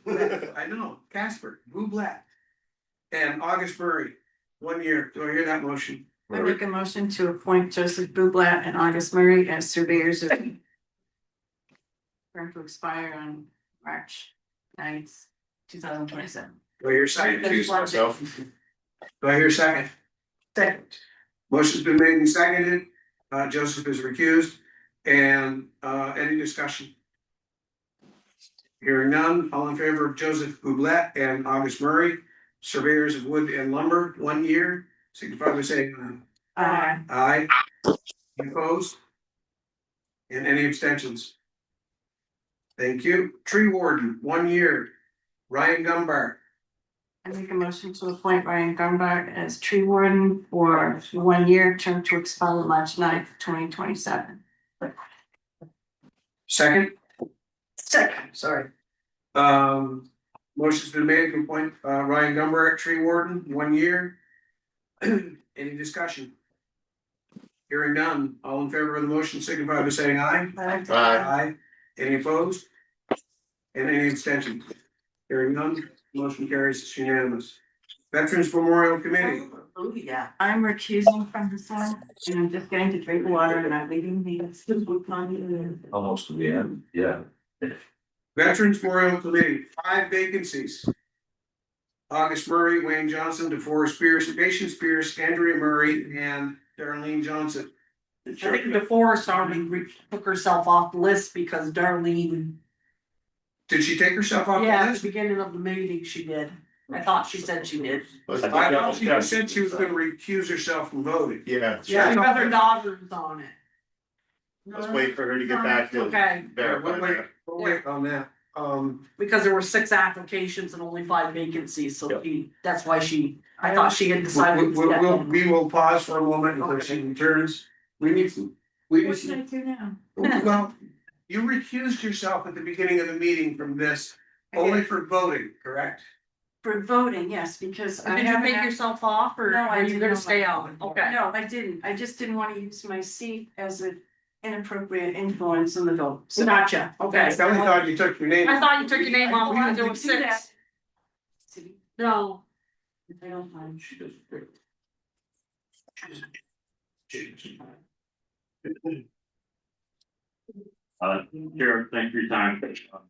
I was very grateful to chair the Veterans Committee this past year, and I believe that all of our applicants, with the exception of one, I'm supportive of, and is with patient Spears, I have a concern I'd like to voice. Last week I observed that she was not willing to do the Pledge of Allegiance to the United States of America, to the flag. And I will say this, I've served in 3 wars, 33 years, and I will absolutely still defend to this day, even when I was in uniform, I'll still defend someone's right, freedom of speech. And I'll also defend them if they choose not to recite the Pledge of the United States of America. It's very painful for me to say that, but we do live in a free country, and I defended people's freedoms to not be compelled if they so choose. And I did not see anyone compelled, but I did see board members voice their conscience, and board members also can't be compelled to vote one way or the other. It's their own free choice, just the same as a person who chooses not to pledge allegiance to the United States. I wish that wasn't the case, but I support their rights and their freedoms. What I will say though is in the Veterans Committee, we honor our veterans who served under the flag. We honor our fallen who are buried with the flag. And part of our ceremonies always includes the flag of the United States, and it always includes a portion on the agenda where we pledge allegiance to that flag and to our country. And for someone who's not able, which I observed, to pledge the allegiance to the United States of America, I would have concern, and I struggle with this, and I ask for the board's wisdom through their votes. But I struggle with this because I'm a veteran of the Gulf War, Iraq, and Afghanistan, and I'm sitting here in pain tonight because of my combat service related injuries. And we have many veterans who are World War II, Korea, Vietnam, and I would not want them to suffer in any way by having an appointed member of the town representing the town and representing the Veterans Memorial Committee who could not pledge their allegiance to the United States of America. So that's my concern. I do not support Patient Spears as an appointed representative of the Veterans Committee or Weathersfield in that capacity. However, I do support her rights, and she's welcome to volunteer like everyone else. I think this would be the wrong fit and the wrong message to the veterans community, because you have more than 5 applicants available as well. Thank you. Sophia. One, may I ask who the 6th applicant is, because it's not on my schedule, I only have 5. Yeah, Darlene Johnson, sitting here, she did her, it's in the packet, that was a clerical that I fixed at the beginning of the meeting. Her application was received and is in the packet. Okay, understood. Okay, I just wanted to, because I didn't see that and I was trying to understand how we have 6 applicants. But to all the information that was read earlier, I think that the board should consider that just because she stood in respect, but she just didn't recite. So if she had sat and said, oh, I don't care at all, technically that is also legal. But anyway, I just want to put a proponent that we have the laws that we have, and so for us to just say she shouldn't serve just because of that, to be considered. Thank you. Excuse me. Mr. Johnson. Yes, I served on the Veterans Committee last year, and this, I think it's very important to veterans, all the veterans that I know, they served under that flag. I have in front of me, I know that there's no law that says you have to, but I have in front of me the 4 USC code of the last date, March 8, 2026, Title 4, Flag and Seal, Seat of the United States Government, Chapter 1, Flag Code, subchapter 4, pledges of allegiance to the flag, manner of delivery. It's not just standing looking at the flag. It pledges allegiance to the flag. 1, I pledge allegiance to the flag of the United States of America, to the republic for which it stands, one nation under God, indivisible, with liberty and justice for all, and should be rendered by standing in attention, facing the flag, with your right hand over your heart. When not in uniform, men should remove any non-religious headdress from their right hand and put it over their left shoulder, with a hat over the shoulder and a hand over the heart. And persons in uniform should remain silent, face the flag, and render the military salute. Members of the armed services not in uniform and veterans may render the military salute in the manner provided in persons in uniform. As a civilian, you still, and I grew up saluting the flag through school, all the way up to grade school. And I do to this day, and I think as a veteran that served and men that died, I had family members that died in service, to not salute the flag. I mean, that's your right, you don't have to, but I think for the Veterans Committee, if you're not willing to do that, I think it is a bad fit. There's a lot of other committees to serve on. Is there a motion on the floor to appoint you? Yeah. So we have a discussion before motion? Barely. And all that. Get it out of the way. Lisa Slade. So I don't even know where to start. I totally remember last year what happened when it was time to appoint the Veterans Memorial Committee. All due respect, Dr. Murray, I don't have any credentials except for a high school diploma. But I will tell you that I've lived in town for 61 years. I have volunteered on a lot of different boards, a lot of commissions. I served on the Weathersfield Veterans Committee proudly for many, many years. As did my mother, as did my husband, as did Colonel Cobb, so many other people. So before a motion is even made to try to cut off and anybody's decision on who they should maybe appoint, who they shouldn't appoint. Patience here didn't break the law. She didn't do anything wrong. I mean, we don't live in Hollywood. She didn't get caught for DWI, all right? I mean, this is small town Weathersfield. There's no reason to have to defend yourself because you've done it all. And you served last year as a chairman, and you served on the budget committee as a chairman. I was on there. Sorry, I was on there. He was on there. So he's done his stuff in town, which is great. Everybody should have that opportunity. But I just think that was wrong. And there's lots of other people that have served on committees and will continue to serve on committees unless they want out their welcome. Really?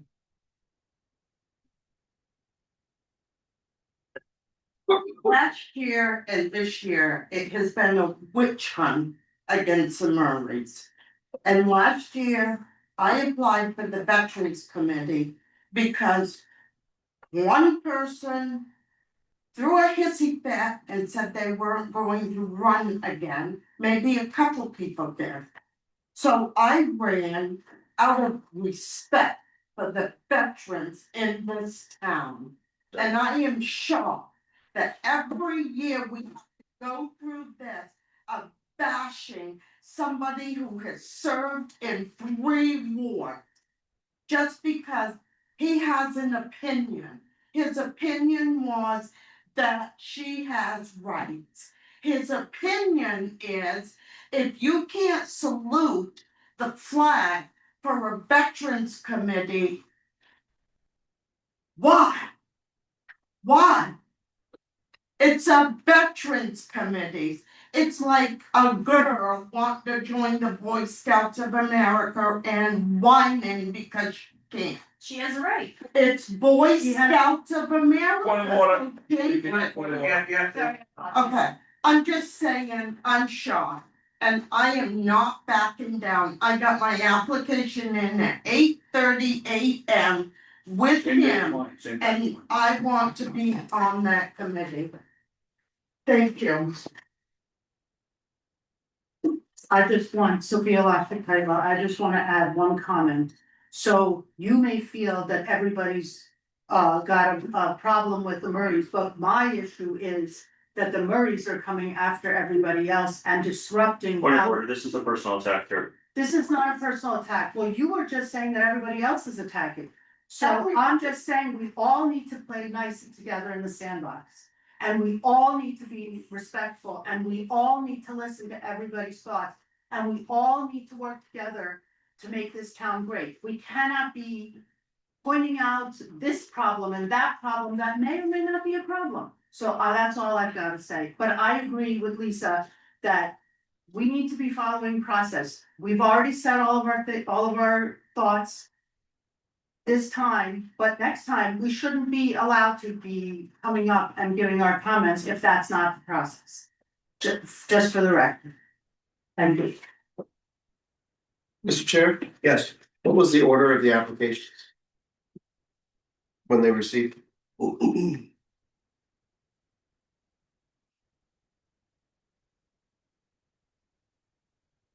I don't think they have a stamp when they're received, do they?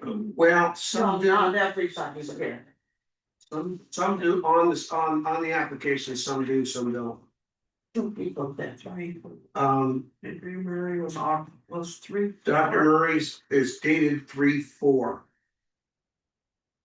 That's budget committee. That dated is the same as the date received upstairs. I'm sorry. I'm saying that. Oh, no, I was asking on the date, on like when they were, on the form. Oh, you were asking for that date? Yeah, Oh, sorry. I'm sorry. I thought you said on the date received. I did, but I meant the date on the forms. I'm sorry. Well, so what are we going by, the date that they filled it out? With the, Cause some how of does them it have typically stamps. work when you have a contested seat? Because some of them have stamps, that's why I'm asking. The Patience has a stamp in the corner of hers that says received March 3rd. But those are applications that were delivered in person in the office. I delivered my Yeah. application in person and it doesn't have a stamp on it. Interesting. And divorce has a stamp on And her. I'm guessing yours was email, so as an email timestamp. Email. What's yours? 8:38 March 4th. Yeah. So yours was it? That's when he accepted it. It was Sunday 4th, but big deal. March 5th, we'll say at 8:38 AM. The 3/4, the date of the application is 3/4 when it went by email So they went the same day. Yes. together. 3/4. Okay. And yours as well, Andrew? 3/5. Andrea's is 3/4. 3/4. Mr. Todd? Yes. And Mr. Davis. Oh, I'm sorry.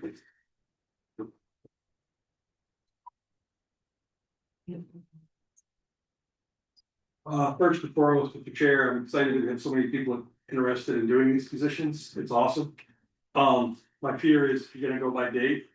Did you go by date on every single committee and commission, or is this gonna be just? I think you need to be clear and thorough throughout the whole process with every single committee. Maybe just throwing it out there, throw the names in a hat, pick out the top, pick out 5 people, and that's who you got. I don't know how you do it. I don't know the answer. If you are gonna keep all the nominees.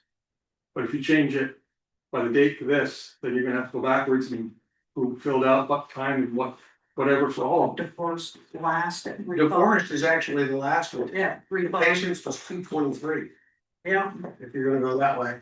Jacob? Jacob Chase, I just. Not looking for any answers, but if someone can't pledge the allegiance to the flag, I'm just curious what their interest is in the Veterans Committee at all. I mean, veterans are honored through the flag, by the flag, for the flag. And if you have no respect for the flag, what kind of respect do you have for the veterans? That's just my statement.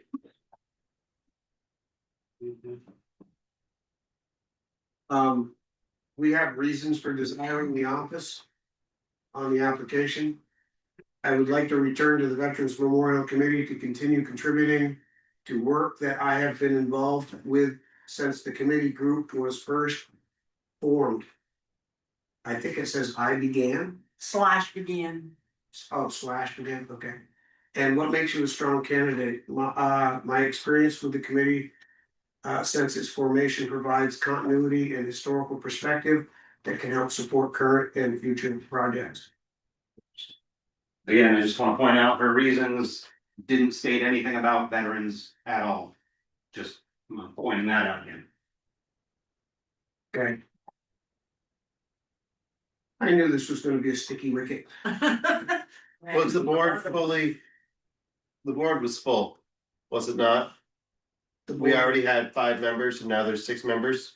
Well, there's not 6 members. Well, there was 5 members as of last week. And there's 6 people applying to it now, correct? There was 4. There was 4, okay. Right. There was 5, but you become select board. Right, and I didn't reapply for it, so. The existing members were. August, Wayne, and Darlene, I think. Yeah, Darlene. And Joe. Right, but I didn't reapply this year. Of course, joined prior to the last select board. So Darlene's going for a reappointment, correct? Yes. Yes. So right now we have it as Dr. Murray, Miss Pierce, or DeForest Pierce, Andrea Murray, and Darlene and Wayne Johnson are all reappointments, is where we're at. Or Andrea, you're the new one on it. So I would say that the people that would be reappointed would have precedent. Wouldn't that sound about right? And then we have to decide between the other 2, or how's that work? I hate saying no to anybody on a committee. I hate the idea, but we have to come up with a solution for it because we're only allowed 5 members. Can we increase it to 7? Can't we vote to increase it to 7 That members? was adamantly shot down last year. Really? Yes, I remember the trials that people were put through. Yeah, that's what started the mess.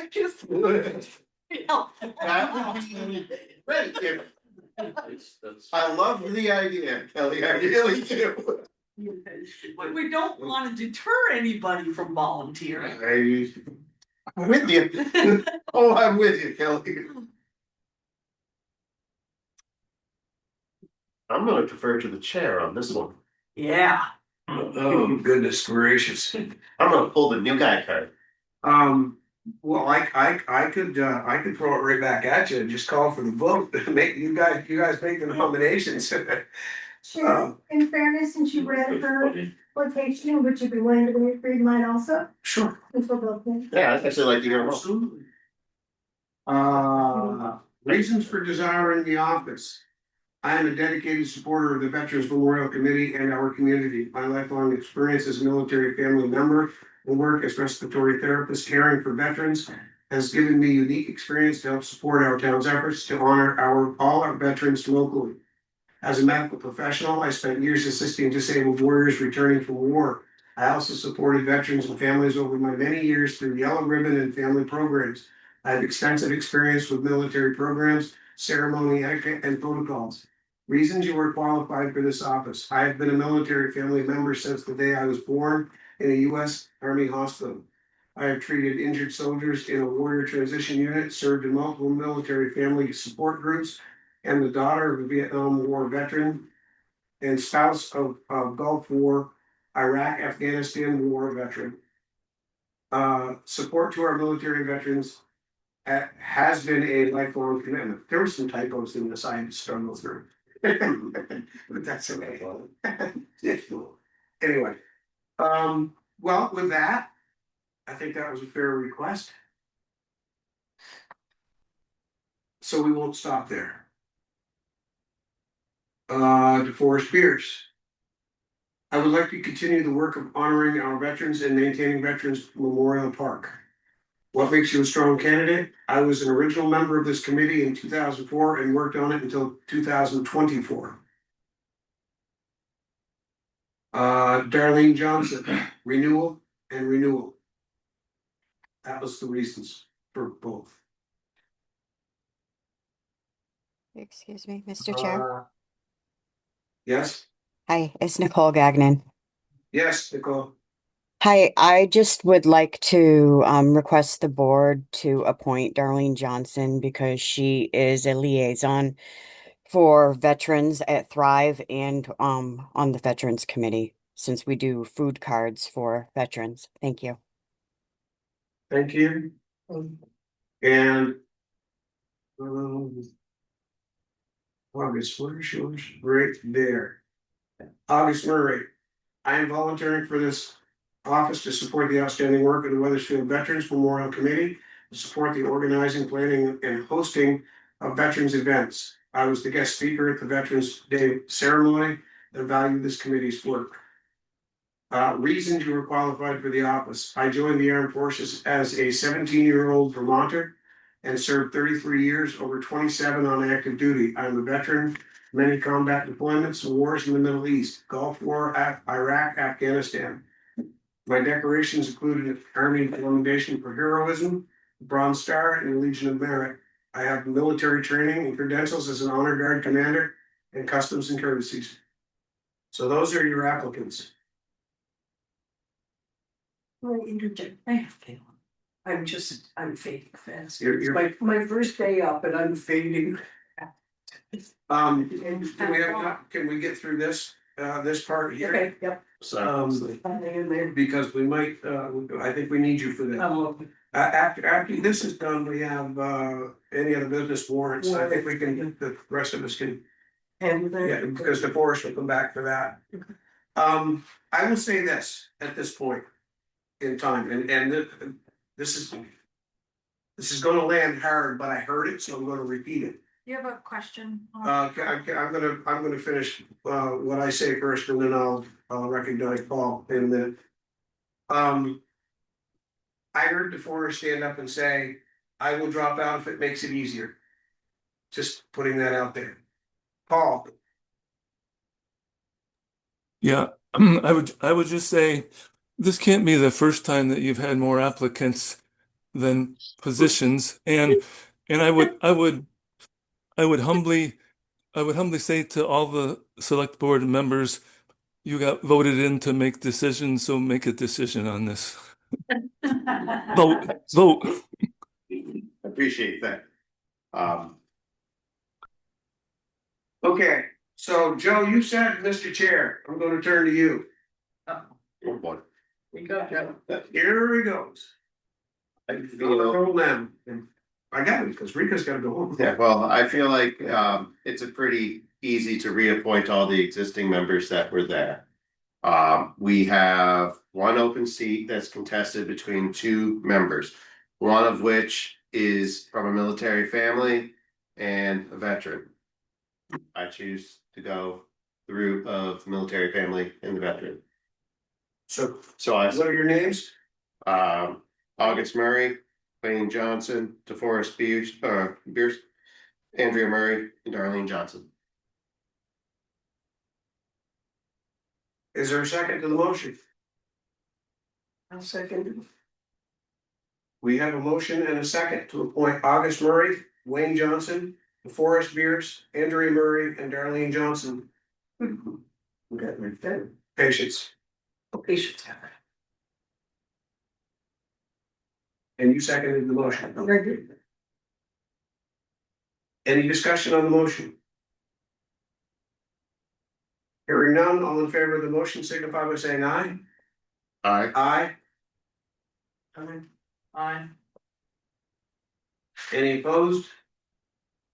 And any abstentions? DeForest recused herself in this vote. You have a hand raised from Rachel as well. Who is it? Rachel? Rachel, you're recognized? The motion carries, by the way. You're muted. And you're gone. And she's gone. Hey. Okay, Oh, thank Rachel, you. there you go. Hi, I'm Rachel from Perkinsville, and I just had an alternate opinion that I wanted to present. I understand that the veterans in the room express their patriotism by standing and honoring the flag, but I think one perspective that may hurt the Veterans Committee is that not all veterans might have that, they might, what I'm trying to say is they might have not had a great feelings about their service. And I think by not allowing patients to be on the committee or someone who has a dissenting opinion towards America, I think that it may ostracize veterans that may not feel as positively patriotic as the veterans in the room.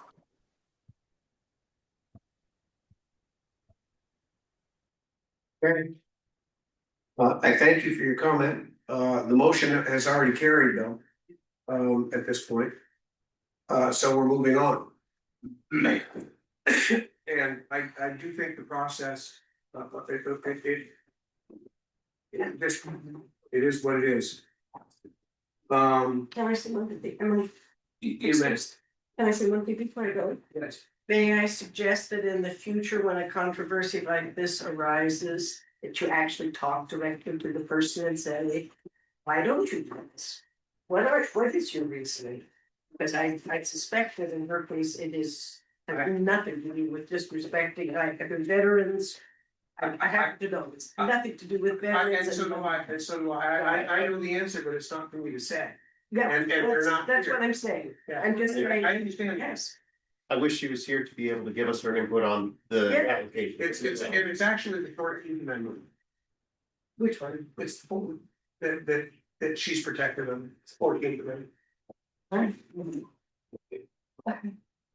So I do know.